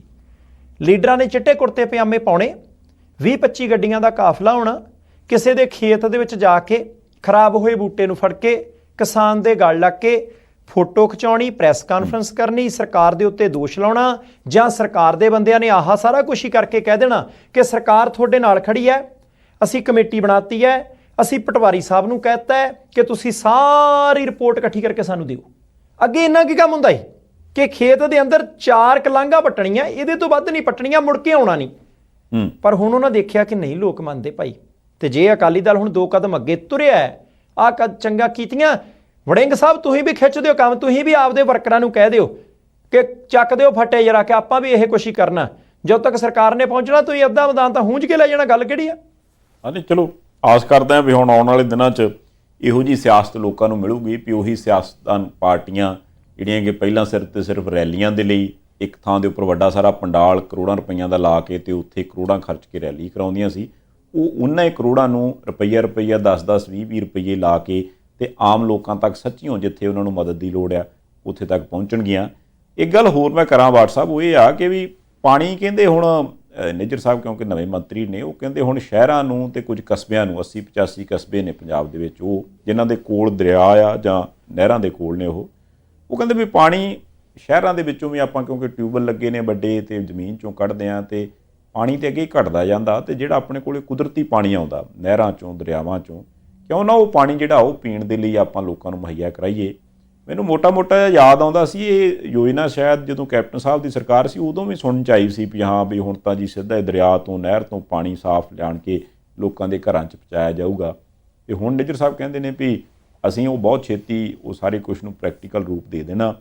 ਚੰਗੀ ਗੱਲ ਹੈ, ਮੈਂ ਨਾ ਵੀ ਜੇ ਪਾਣੀ ਆਉਂਦਾ ਤੇ ਜਿਹੜਾ ਆਪਾਂ ਨੇ ਪਾਣੀ ਲੋਕਾਂ ਨੂੰ ਡੋਬਦਾ ਉਹ ਜੇਕਰ ਪੀਣ ਦੇ ਲਈ ਵਰਤ ਲਿਆ ਜਾਵੇ ਤੇ ਹੋਰ ਕੀ ਚਾਹੀਦਾ, ਨਾਲੇ ਜ਼ਮੀਨ ਦਾ ਪਾਣੀ ਬਚ ਜੂ। ਨਹੀਂ ਜ਼ਰੂਰੀ ਹੈ ਜੀ। ਸੰਧਾਲੀਆ ਸਾਹਿਬ ਉਦੋਂ ਬਿਆਸ ਤੋਂ ਸੀਗਾ ਕਿ ਪਾਈਪਲਾਈਨ ਪਊਗੀ, ਬਿਆਸ ਦਰਿਆ ਦੇ ਵਿੱਚੋਂ ਪਾਣੀ ਅੰਮ੍ਰਿਤਸਰ ਵੀ ਜਾਊਗਾ, ਜਲੰਧਰ ਵੀ ਜਾਊਗਾ, ਪੀਣ ਨੂੰ ਸਪਲਾਈ ਕੀਤਾ ਜਾਊਗਾ। ਬਹੁਤ ਸਾਰੇ ਪਿੰਡਾਂ ਨੇ ਹਿਸਾਬ ਕਿਤਾਬ ਲਾਉਣੇ ਸ਼ੁਰੂ ਕਰ ਦਿੱਤੇ ਸੀ ਕਿ ਉਹ ਪਾਈਪਲਾਈਨ ਸਾਡੇ ਕੋਲ ਦੀ ਲੰਘੂਗੀ ਕਿ ਕਿੱਧਰ ਦੀ ਲੰਘੂਗੀ। ਫਿਰ ਵਿੱਚ ਕਈ ਤਾਂ ਲੋਕ ਇਹਦਾ ਵੀ ਕਹਿੰਦੇ ਸੀ ਯਾਰ ਦਰਿਆਵਾਂ ਦੇ ਵਿੱਚ ਸਾਰਾ ਸਾਲ ਪਾਣੀ ਆਉਂਦਾ ਹੈ, ਇਹ ਨਾ ਹੋਵੇ ਦਰਿਆ ਦੇ ਵਿੱਚ ਪਾਣੀ ਨਾ ਆਵੇ ਤਾਂ ਸ਼ਹਿਰਾਂ ਦੇ ਲੋਕਾਂ ਨੂੰ ਪਾਣੀ ਨਾ ਮਿਲੇ। ਪਰ ਜ਼ਰੂਰੀ ਹੈ, ਇਹ ਕੋਈ ਪਹਿਲੀ ਥਾਂ ਨਹੀਂ ਹੈ, ਦੁਨੀਆ ਭਰ ਦੇ ਵਿੱਚ ਇਹ ਪ੍ਰਚਲਿਤ ਤਰੀਕਾ ਹੈ ਅਰਬਨ ਏਰੀਏ ਨੂੰ ਪਾਣੀ ਪਹੁੰਚਾਉਣ ਦਾ, ਕਿ ਨੇੜੇ ਜਿੱਥੇ ਕੁਦਰਤੀ ਸਰੋਤ ਕੁਦਰਤੀ ਥਾਂ ਹੈਗੀ ਹੈ ਉੱਥੋਂ ਪਾਣੀ ਜਿਹੜਾ ਉਧਰਲੇ ਪਾਸੇ ਨੂੰ ਸਪਲਾਈ ਕਰ ਦਿੱਤਾ ਜਾਵੇ, ਆਪਾਂ ਨੂੰ ਹੇਠੋਂ ਨਾ ਕੱਢਣਾ ਪਵੇ। ਹੁਣ ਉਹਦੇ ਲਈ ਕਿੰਨਾ ਰੁਪਈਆ ਟਕਾ ਲੱਗੂਗਾ, ਪਿਛਲੀ ਸਰਕਾਰ ਦਾ ਵੀ ਧੰਨਵਾਦ ਕਿ ਉਹਨਾਂ ਨੇ ਸੋਚਿਆ ਸੀ। ਪ੍ਰੋਸੈਸ ਦੇ ਵਿੱਚ ਹੈ ਕਿ ਕੰਮ ਰੁਕ ਗਿਆ ਸੀ, ਪੈਸੇ ਟਕੇ ਪੱਖੋਂ ਰੁਕਿਆ ਕਿ ਕੋਈ ਹੋਰ ਕਾਰਨ ਸੀ, ਇਹ ਤਾਂ ਸਰਕਾਰ ਦੇ ਵਿੱਚ ਜਿਹੜੇ ਸੰਬੰਧਿਤ ਨੁਮਾਇੰਦੇ ਸੀ ਉਹੀ ਜਾਣਦੇ ਹੋਣਗੇ। ਪਰ ਸੰਧਾਲੀਆ ਸਾਹਿਬ ਇੱਥੇ ਇੱਕ ਗੱਲ ਹੈਗੀ ਹੈ, ਵੈਸੇ ਹੀ ਮਨ 'ਚ ਆਉਂਦਾ ਕਿਉਂਕਿ ਨਿੱਜਰ ਸਾਹਿਬ ਡਾਕਟਰ ਨੇ, ਸਿਹਤ ਨੂੰ ਵੱਧ ਚੰਗੇ ਤਰੀਕੇ ਜਾਣਦੇ, ਆਪਾਂ ਤਾਂ ਅੰਦਾਜ਼ੇ ਲਾਉਣ ਵਾਲੇ ਆ। ਆ ਜਦੋਂ ਗੱਲ ਚੱਲਦੀ ਸੀ ਨਾ ਕਿ ਬੁੱਢਾ ਨਾਲਾ ਸਤਲੁਜ 'ਚ ਪੈਂਦਾ, ਜ਼ਹਿਰ ਪੈਂਦੀ ਹੈ ਸਤਲੁਜ 'ਚ, ਕਾਲਾ ਹੋ ਜਾਂਦਾ ਪਾਣੀ, ਸਤਲੁਜ 'ਚੋਂ ਫਿਰ ਨਹਿਰਾਂ ਨਿਕਲਦੀਆਂ, ਨਹਿਰਾਂ ਮਾਲਵੇ ਦੇ ਇੱਕ ਖਾਸ ਥਾਂ ਨੂੰ ਪਾਣੀ ਦਿੰਦੀਆਂ, ਰਾਜਸਥਾਨ ਤੱਕ ਜਾਂਦੀਆਂ, ਜਿੱਥੇ ਜਿੱਥੇ ਨਹਿਰ ਦਾ ਪਾਣੀ ਜਾਂਦਾ ਲੋਕ ਬਿਮਾਰ ਠਮਾਰ ਵੀ ਹੁੰਦੇ ਆ। ਉਹ ਸਾਰੀ ਚੀਜ਼ ਦਾ ਹਿਸਾਬ ਕਿਤਾਬ ਜ਼ਰੂਰ ਲਾ ਲੈਣਾ ਚਾਹੀਦਾ ਕਿ ਸਾਡਾ ਪਾਣੀ ਉਹ ਹੈ ਕਿੱਦਾਂ ਦਾ, ਉਹਨੂੰ ਕਿੰਨਾ ਕੁ ਸ਼ੁੱਧ ਕਰਕੇ ਲੋਕਾਂ ਤੱਕ ਅੱਪੜਦਾ ਜਿਹੜਾ ਕੀਤਾ, ਜੋ ਭਾਵੇਂ ਆਪ ਬੰਦਾ ਪਾਣੀ ਪੀਵੇ, ਭਾਵੇਂ ਫੁੱਲ ਬੂਟਿਆਂ ਨੂੰ ਪਾਵੇ, ਭਾਵੇਂ ਪਸ਼ੂ ਪਾਣੀ ਪੀਣ, ਸਪਲਾਈ ਹੋਇਆ ਪਾਣੀ, ਨੁਕਸਾਨ ਤਾਂ ਹੁੰਦਾ ਹੀ ਹੈ। ਸੰਧਾਲੀਆ ਸਾਹਿਬ ਉਹ ਸਾਰੀਆਂ ਚੀਜ਼ਾਂ ਨਿੱਜਰ ਸਾਹਿਬ ਕਲੀਅਰ ਕਰ ਲੈਣਗੇ, ਪਰ ਆਪਾਂ ਆਪਣਾ ਤੌਖਲਾ ਜ਼ਾਹਿਰ ਕੀਤਾ ਜੀ। ਇਹ ਗੱਲ ਸਹੀ ਹੈ, ਕਿਉਂਕਿ ਕਾਰਨ ਇਹ ਆ ਵੀ ਜੇ ਪਾਣੀ ਦੀ ਕੁਆਲਿਟੀ ਸਹੀ ਹੋਊਗੀ ਤੇ ਫੇਰ ਹੀ ਜ਼ਿਆਦਾ ਵਧੀਆ। ਬਾਕੀ ਚਲੋ ਜੇ ਇਦਾਂ ਕੰਮ ਚੱਲ ਪਵੇ ਹੋ ਜਵੇ ਤੇ ਉਹ ਜਾਣੇ ਜਿਹੜਾ ਪਾਣੀ ਜ਼ਮੀਨ 'ਚੋਂ ਨਿਕਲਦਾ ਹੁਣ ਉਹ ਨਿਕਲਣਾ ਬੰਦ ਹੋ ਜਾਊਗਾ ਤੇ ਪੰਜਾਬ ਨੂੰ ਵਾਕਈ ਉਹਦਾ ਬੈਨੀਫਿਟ ਹੋਊਗਾ। ਅਗਲੀ ਗੱਲ ਬਾਜਵਾ ਸਾਹਿਬ ਦੀ ਕਰ ਲਈ, ਉਹਨਾਂ ਵੀ ਇਤਰਾਜ਼ ਜਿਹਾ ਕੀਤਾ। ਉਹ ਕਹਿੰਦੇ ਵੀ ਪੰਜਾਬ ਸਰਕਾਰ ਨੇ ਉਦੋਂ ਮੂੰਗੀ ਤਾਂ ਲਵਾ ਲਈ ਸੀ, ਕਹਿੰਦੇ ਸੀ ਚੁੱਕਾਂਗੇ, ਪਰ 10% ਚੁੱਕੀ ਹੈ। ਜੋ ਮੋਟਾ ਜਿਹਾ ਅੰਕੜਾ ਉਹ ਕਹਿੰਦੇ ਵੀ 3.5 ਲੱਖ ਕੁਆਂਟਲ ਕਹਿੰਦੇ ਕਰੀਬ ਮੂੰਗੀ ਜਿਹੜੀ ਉਹਦੀ ਉਪਜ ਹੋਈ ਆ, ਤੇ 50,000 ਤੋਂ ਥੋੜ੍ਹੀ ਘੱਟ ਜਿਹੜੀ ਹੈ ਉਹ ਇਹਨਾਂ ਨੇ ਚੁੱਕੀ ਆ। ਬਾਕੀ ਸਾਰੀ ਪ੍ਰਾਈਵੇਟ ਵਪਾਰੀਆਂ ਨੇ ਚੁੱਕੀ ਹੈ। ਉਹ ਵੀ ਜਿਹੜਾ ਅਸਲ 7275 ਰੁਪਏ ਰੇਟ ਸੀਗਾ ਮੂੰਗੀ ਦਾ ਉਹਦੇ ਤੋਂ ਕਾਫੀ ਘੱਟ ਚੁੱਕੀ ਹੈ। ਤੇ ਜੇ ਇੱਦਾਂ ਕਰਨਾ ਸੀਗਾ ਤੇ ਫਿਰ ਲਵਾਈ ਕਿਉਂ ਭਾਈ? ਹੁਣ ਅਗਲੇ ਵਿਰੋਧੀ ਧਿਰ ਦੇ ਵਿੱਚ ਨੇਤਾ ਨੇ, ਵਿਰੋਧੀ ਧਿਰ ਦੇ, ਉਹਨਾਂ ਨੇ ਹੁਣ ਸਵਾਲ ਚੁੱਕ ਦਿੱਤਾ, ਵੇਖੋ ਕੀ ਜਵਾਬ ਮਿਲਦਾ। ਸੰਧਾਲੀਆ ਸਾਹਿਬ, ਪ੍ਰਤਾਪ ਸਿੰਘ ਬਾਜਵਾ ਸਾਹਿਬ ਨੇ ਵਧੀਆ ਮੁੱਦਾ ਚੁੱਕਿਆ। ਉਹਦਾ ਕਾਰਨ ਕੀ ਹੈ ਕਿ ਅਸੀਂ ਜਦੋਂ ਫਸਲੀ ਵਿਭਿੰਨਤਾ ਦੀ ਗੱਲ ਕਰਦੇ ਹਾਂ ਕਿ ਬਦਲਵੀਆਂ ਫਸਲਾਂ ਆਪਾਂ ਬੀਜਣੀਆਂ, ਪਾਲਣੀਆਂ, ਵਧਾਉਣੀਆਂ, ਖਰੀਦਣੀਆਂ, ਕਣਕ ਝੋਨੇ ਹੇਠੋਂ ਰਕਬਾ ਘਟਾਉਣਾ ਹੈ, ਤਾਂ ਫਿਰ ਇਹ ਸਵਾਲ ਚੁੱਕਣੇ ਵਾਜਬ ਨੇ। ਵਿਰੋਧੀ ਧਿਰ ਦੇ ਨੇਤਾ ਨੇ, ਉਹ ਉਹਨਾਂ ਦਾ ਫਰਜ਼ ਬਣਦਾ ਤੇ ਉਹਨਾਂ ਨੇ ਫਰਜ਼ ਪੂਰਾ ਕੀਤਾ। ਹੁਣ ਇੱਥੇ ਇਹ ਗੱਲ ਗੋਲ ਨਹੀਂ ਰਹਿ ਸਕਦੀ, ਇਹ ਗੱਲ ਕਲੀਅਰ ਹੈ, ਕਿਉਂਕਿ ਪੰਜਾਬ ਸਰਕਾਰ ਨੇ ਕਿਹਾ ਸੀ ਕਿ ਜਿਹਨੇ ਮੂੰਗੀ ਬੀਜਣੀ ਹੈ ਉਹ ਸਾਡੇ ਕੋਲੇ ਦਰਜ ਕਰਾਓ ਰਕਬਾ। ਮੁੱਖ ਮੰਤਰੀ ਪੰਜਾਬ ਭਗਵੰਤ ਸਿੰਘ ਮਾਨ ਹੋਰੀ ਕਈ ਵਾਰੀ ਕਹਿ ਚੁੱਕਿਆ ਕਿ ਪੰਜਾਬ 'ਚ ਪਿਛਲੀ ਵਾਰੀ ਮੂੰਗੀ ਇੰਨੇ ਏਕੜ 'ਚ ਸੀ 48,000 ਏਕੜ 'ਚ, ਐਤਕੀ ਲੱਖ ਏਕੜ ਤੋਂ ਟੱਪ ਗਈ। ਲੋਕਾਂ ਦਾ ਧੰਨਵਾਦ। ਜਾਣੀ ਉਹਨਾਂ ਦੇ ਕੋਲੇ ਅੰਕੜਾ ਹੈਗਾ ਕਿ ਕਿੰਨੇ ਲੱਖ ਏਕੜ ਦੇ ਵਿੱਚ ਮੂੰਗੀ ਬੀਜੀ ਗਈ ਹੈ। ਬੜੇ ਆਰਾਮ ਦੇ ਨਾਲ ਪਤਾ ਕਰਾਇਆ ਜਾ ਸਕਦਾ ਕਿ ਉਹਨਾਂ ਨੇ ਮੂੰਗੀ ਕਿੱਥੇ ਵੇਚੀ ਹੈ, ਕਿੰਨੇ ਨੂੰ ਵੇਚੀ ਹੈ। ਦੂਸਰਾ, ਮੂੰਗੀ ਜਿਹੜੀ ਹੈ ਜੇ ਸਰਕਾਰੀ ਖਰੀਦੀ ਗਈ ਹੈ ਉਹਦਾ ਰਿਕਾਰਡ ਤਾਂ ਸਰਕਾਰੀ ਕਾਗਜ਼ਾਂ 'ਚ ਹੈਗਾ ਕਿ ਭਾਈ ਪੰਜਾਬ ਸਰਕਾਰ ਦੇ ਜਾਂ ਕੇਂਦਰ ਸਰਕਾਰ ਦੇ ਕਿਹੜੇ ਵਿਭਾਗ, ਕਿਹੜੀ ਏਜੰਸੀ ਨੇ ਕਿੰਨੀ ਮੂੰਗੀ ਦੀ ਪੰਜਾਬ 'ਚੋਂ ਖਰੀਦ ਕੀਤੀ ਹੈ ਤੇ ਕਿੰਨੇ ਰੁਪਈਏ ਕੁਆਂਟਲ ਤੇ ਕੀਤੀ ਹੈ। ਤੀਸਰਾ, ਮੁੱਖ ਮੰਤਰੀ ਹੋਰਾਂ ਨੇ ਪਿਛਲੇ ਦਿਨ ਹੀ ਕਿਹਾ ਸੀ ਕਿ ਭਾਈ ਜੇ ਇੰਨੇ ਨੂੰ ਵਿਕੀ ਹੈ ਤੁਹਾਡੀ ਤਾਂ ਇੰਨੇ ਪੈਸੇ ਅਸੀਂ ਆਪ ਦੇਵਾਂਗੇ, ਉਹਦਾ ਅੰਕੜਾ ਕੀ ਹੈ। ਜਾਣੀ ਕਲੀਅਰ ਹੋਣਾ ਚਾਹੀਦਾ। ਪ੍ਰਤਾਪ ਸਿੰਘ ਬਾਜਵਾ ਸਾਹਿਬ ਬਿਆਨ ਦੇ ਦੇਣ, ਸਰਕਾਰ ਚੁੱਪ ਕਰਕੇ ਬੈਠੇ, ਜਾਂ ਮੂਹਰੇ ਉਹ ਸਰਕਾਰ ਦਾ ਬਿਆਨ ਕੋਈ ਹੋਰ ਕ੍ਰਿਸਟਲ ਕਲੀਅਰ ਹੋਵੇ ਕੰਮ, ਜਿਹਦੇ ਨਾਲ ਕਿ ਅੱਗੋਂ ਵਿਰੋਧੀ ਧਿਰ ਜਾਂ ਸਰਕਾਰ ਵਾਲੇ ਪਾਸਿਓਂ ਲੋਕਾਂ ਨੂੰ ਕੋਈ ਸੱਦਾ ਦਿੱਤਾ ਜਾਵੇ ਕਿ ਭਾਈ ਆਪਾਂ ਜ਼ਮੀਨ ਪਾਣੀ ਜਾਂ ਫਸਲ ਬਚਾਉਣ ਦੇ ਲਈ ਜਾਂ ਭਵਿੱਖ ਬਚਾਉਣ ਦੇ ਲਈ ਆਪਾਂ ਆਹ ਕਰਨਾ ਹੈ। ਜੇ ਤੱਕ ਕ੍ਰਿਸਟਲ ਕਲੀਅਰ ਹੋਊਗਾ, ਬਿਲਕੁਲ ਪਾਰਦਰਸ਼ੀ ਹੋਊਗਾ, ਲੋਕ ਮੰਨ ਲੈਣਗੇ, ਅਗਲੇ ਪਾਸੇ ਨੂੰ ਤੁਰ ਪੈਣਗੇ। ਤਾਂ ਜੇ ਕਲੀਅਰ ਨਹੀਂ ਹੋਊਗਾ, ਦੁਚਿੱਤੀ ਹੋਊਗੀ, ਫਿਰ ਲੋਕਾਂ ਮੰਨਣਾ ਨਹੀਂ ਭਲਕ ਨੂੰ। ਇਹ ਗੱਲ ਠੀਕ ਆ। ਵੈਸੇ ਆਪਾਂ ਇਹ ਨਹੀਂ ਕਹਿੰਦੇ ਵੀ ਆਮ ਆਦਮੀ ਪਾਰਟੀ ਜਾਂ ਮੁੱਖ ਮੰਤਰੀ ਭਗਵੰਤ ਮਾਨ ਹੋਰਾਂ ਦੀ ਕੋਈ ਨੀਅਤ ਸ਼ੱਕ ਆ। ਹੁਣ ਦੇਖੋ, ਕੱਲ੍ਹ ਦਾ ਜਿਹੜਾ ਦਿਨ ਚੜ੍ਹਨਾ ਸੀ, ਕੱਲ੍ਹ ਦੇ ਲਈ ਇੱਕ ਧਰਨਾ ਸੀਗਾ। ਕਿਸਾਨ ਜਥੇਬੰਦੀਆਂ ਨੇ ਆਲਰੇਡੀ ਰੱਖਿਆ ਕਿ ਮਹਾਰਾਜ ਵੀ ਸਾਡੀਆਂ ਮੰਗਾਂ ਨਹੀਂ ਮੰਨਦੀ ਜੀ ਸਰਕਾਰ, ਤੇ ਅਸੀਂ ਧਰਨਾ ਦੇਣਾ।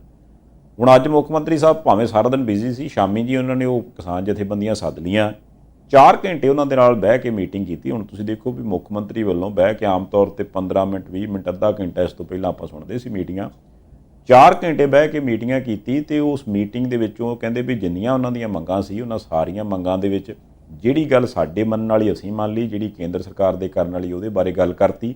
ਤੇ ਨਾਲ ਦੀ ਨਾਲ ਉਹਨਾਂ ਨੂੰ ਸਮਾਂ ਤੇ ਤਰੀਕਾਂ ਵੀ ਦੱਸਤੀਆਂ ਵੀ, ਕਿਉਂਕਿ ਇੱਕ ਤਾਂ ਗੰਨੇ ਦੇ ਬਕਾਏ ਦਾ ਰੌਲਾ ਸੀਗਾ ਵੀ ਮਹਾਰਾਜ ਤੁਸੀਂ ਕਮਾਲ ਕਰਦੇ ਹੋ, ਮਿਲਣਾ ਕਦੋਂ? ਉਹ ਵੀ ਉਹਨਾਂ ਨੇ ਕਹਿਤਾ ਵੀ 7 ਸਤੰਬਰ ਤੱਕ ਸਾਰੇ ਬਕਾਏ ਜਿਹੜੇ ਤੁਹਾਡੇ ਕਲੀਅਰ ਕਰ ਦਿਆਂਗੇ, ਪੈਸੇ ਅਸੀਂ ਰੱਖ ਲਏ, ਜਿਵੇਂ ਜਿਵੇਂ ਕਿਸ਼ਤਾਂ 'ਚ ਆਈ ਗਏ ਤਿਵੇਂ ਤਿਵੇਂ ਪਹੁੰਚਾ ਦਿਆਂਗੇ। ਇੱਕ ਜਿਹੜੀ ਤਾਰੋਂ ਪਾਰ ਜ਼ਮੀਨ ਆ, ਉਹਦੇ ਮੁਆਵਜ਼ੇ ਦੀ ਗੱਲ ਚੱਲਦੀ ਸੀ ਵੀ ਮਹਾਰਾਜ ਉਹਨਾਂ ਕਿਸਾਨਾਂ ਦਾ ਕੀ ਵੀ ਜਿਹਦੀ ਜਾਇਦਾਦ ਜਾਂ ਜ਼ਮੀਨ ਹੀ ਤਾਰੋਂ ਪਾਰ ਹੈ, ਉਹ ਜਾਊ ਉੱਥੇ ਕਿੱਦਾਂ? ਉਹਦੇ ਮਸਲੇ ਦੀ ਗੱਲ। ਫਿਰ PSPCL ਯਾਨੀ ਕਿ ਜਿਹੜਾ ਇਲੈਕਟ੍ਰਿਸਿਟੀ ਬੋਰਡ ਹੈ ਜੀ, ਉਹਦੇ ਨਾਲ ਮਸਲੇ ਸੀਗੇ, ਉਹਨਾਂ ਦੇ ਬਾਰੇ ਵੀ ਉਹ ਕਹਿੰਦੇ ਵੀ ਅਸੀਂ ਕਿਸਾਨਾਂ ਦੇ ਜਿਹੜੇ ਸ਼ੱਕ ਸ਼ੁਬੇ ਸੀਗੇ ਉਹ ਸਾਰੇ ਸੁਣ ਲਏ ਤੇ ਉਹਨਾਂ ਦੀ ਸਹਿਮਤੀ ਬਣ ਗਈ ਹੈ। ਹੁਣ ਧਰਨਾ ਜਿਹੜਾ ਹੈ ਉਹ ਮੁੱਖ ਮੰਤਰੀ ਸਾਹਿਬ ਦੀ ਇਸ ਮੀਟਿੰਗ ਤੋਂ ਬਾਅਦ ਰੁਕ ਗਿਆ। ਅੱਗੇ ਹੁਣ ਮੇਰੇ ਖਿਆਲ ਨਾਲ ਜਿਹੜੀਆਂ ਤਰੀਕਾਂ ਉਹਨਾਂ ਨੇ ਤੈਅ ਕੀਤੀਆਂ ਨੇ, ਜੋ ਤੈਅ ਕੀਤੀਆਂ ਤਰੀਕਾਂ ਦੇ ਹਿਸਾਬ ਨਾਲ ਜਿਹੜੀ ਗੱਲ ਤੈਅ ਹੋਈ ਆ, ਉਹਦੇ 'ਤੇ ਜੇ ਸਰਕਾਰ ਆਪਣਾ ਪੱਖ ਉਸ ਹਿਸਾਬ ਨਾਲ ਨਿਭਾ ਗਈ ਤੇ ਫਿਰ ਆਸ ਕਰਦੇ ਹਾਂ ਵੀ ਕਿਸਾਨ ਵੀ ਅੱਗੇ ਤੋਂ ਧਰਨੇ ਵਾਲਾ ਰਾਹ ਛੱਡ ਦੇਣਗੇ ਤੇ ਉਹਨੂੰ ਜਾਪੂਗਾ ਵੀ ਯਾਰ ਸਰਕਾਰ ਸੁਣਦੀ ਹੈ ਗੱਲ ਸਾਡੀ। ਮਜਬੂਰੀ 'ਚ ਲੱਗਦੇ ਸੰਧਾਲੀਆ ਸਾਹਿਬ ਧਰਨੇ। ਕੋਈ ਜਥੇਬੰਦੀ ਦੇ ਪ੍ਰਧਾਨ, ਨੁਮਾਇੰਦੇ, ਵਰਕਰ ਕੋਈ ਨਹੀਂ ਚਾਹੁੰਦਾ ਕਿ ਭਾਈ ਅਸੀਂ ਰਸਤੇ ਰੋਕੀਏ, ਲੋਕ ਖੱਜਲ ਹੋਣ। ਮੁੱਦੇ ਉਹਨਾਂ ਦੇ ਜਾਇਜ਼ ਹੁੰਦੇ ਆ। ਪਹਿਲਾਂ ਵੀ ਸਰਕਾਰਾਂ ਨੇ ਬਹੁਤ ਸਾਰੀਆਂ ਮੰਗਾਂ ਮੰਨੀਆਂ, ਮੌਜੂਦਾ ਸਰਕਾਰ ਵੀ ਜੇ ਮੰਗਾਂ ਮੰਨਣ ਵੱਲ ਵੱਧ ਰਹੀ ਹੈ ਤਾਂ ਚੰਗਾ। ਹਾਂ, ਤੁਸੀਂ ਕਿਹਾ ਨਾ ਮੀਟਿੰਗ 15 ਮਿੰਟ 20 ਮਿੰਟ ਹੁੰਦੀ, 4 ਘੰਟੇ ਮੀਟਿੰਗ ਹੋਈ। ਸੰਧਾਲੀਆ ਸਾਹਿਬ ਤਰੀਕੇ ਦੋ ਹੀ ਨੇ, ਗਲ ਲਾਉਣਾ ਜਾਂ ਗਲੋਂ ਲਾਉਣਾ। ਸਮਝਣ ਦੀ ਗੱਲ ਹੀ ਹੈ, ਕਿਉਂਕਿ ਜੇ 5 ਮਿੰਟ ਤੁਸੀਂ ਮੁੱਦੇ ਸੁਣੋਗੇ, ਗੰਨੇ ਦਾ ਮੁੱਦਾ ਹੈ, ਬਿਜਲੀ ਬੋਰਡ ਦਾ ਮੁੱਦਾ, ਤਾਰੋਂ ਪਾਰ ਜਿਨ੍ਹਾਂ ਦੀ ਜ਼ਮੀਨ ਹੈ ਉਹਨਾਂ ਦਾ ਮੁੱਦਾ 5 ਮਿੰਟਾਂ ਦੇ ਵਿੱਚ ਸਮਝ ਹੀ ਨਹੀਂ ਆਉਣੀ। ਤੇ ਜੇ 5 ਮਿੰਟਾਂ ਦੇ ਵਿੱਚ ਆਪਾਂ ਮੰਗ ਪੱਤਰ ਲੈ ਕੇ ਫਾਈਲ ਚਲਾ ਕੇ ਰੱਖ ਲੈਣਾ, ਮੁੜ ਕੇ ਦੂਜੀ ਮੀਟਿੰਗ 'ਚ ਰੁੱਝ ਜਾਣਾ, ਉਹ ਗਲੋਂ ਲਾਉਣ ਹੈ।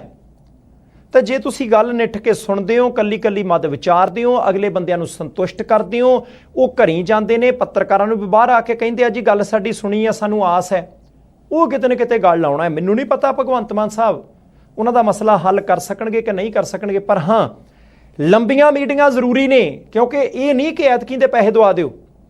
ਅਗਲੀ ਵਾਰ ਦੇ ਪੈਸੇ ਸਮੂਥ ਢੰਗ ਦੇ ਨਾਲ ਆਪਣੇ ਆਪ ਸਿਸਟਮ ਦੇ ਵਿੱਚ ਰਹਿ ਕੇ ਵੇਲੇ ਸਿਰ ਕਿਵੇਂ ਮਿਲਣ, ਉਹਦਾ ਪ੍ਰਬੰਧ ਵੀ ਐਤਕੀ ਚੰਗਾ, ਨਹੀਂ ਤਾਂ ਅਗਲੇ ਸਾਲ ਫਿਰ ਇਹੋ ਹੀ ਪ੍ਰਕਿਰਿਆ ਹੋ ਜੂਗੀ।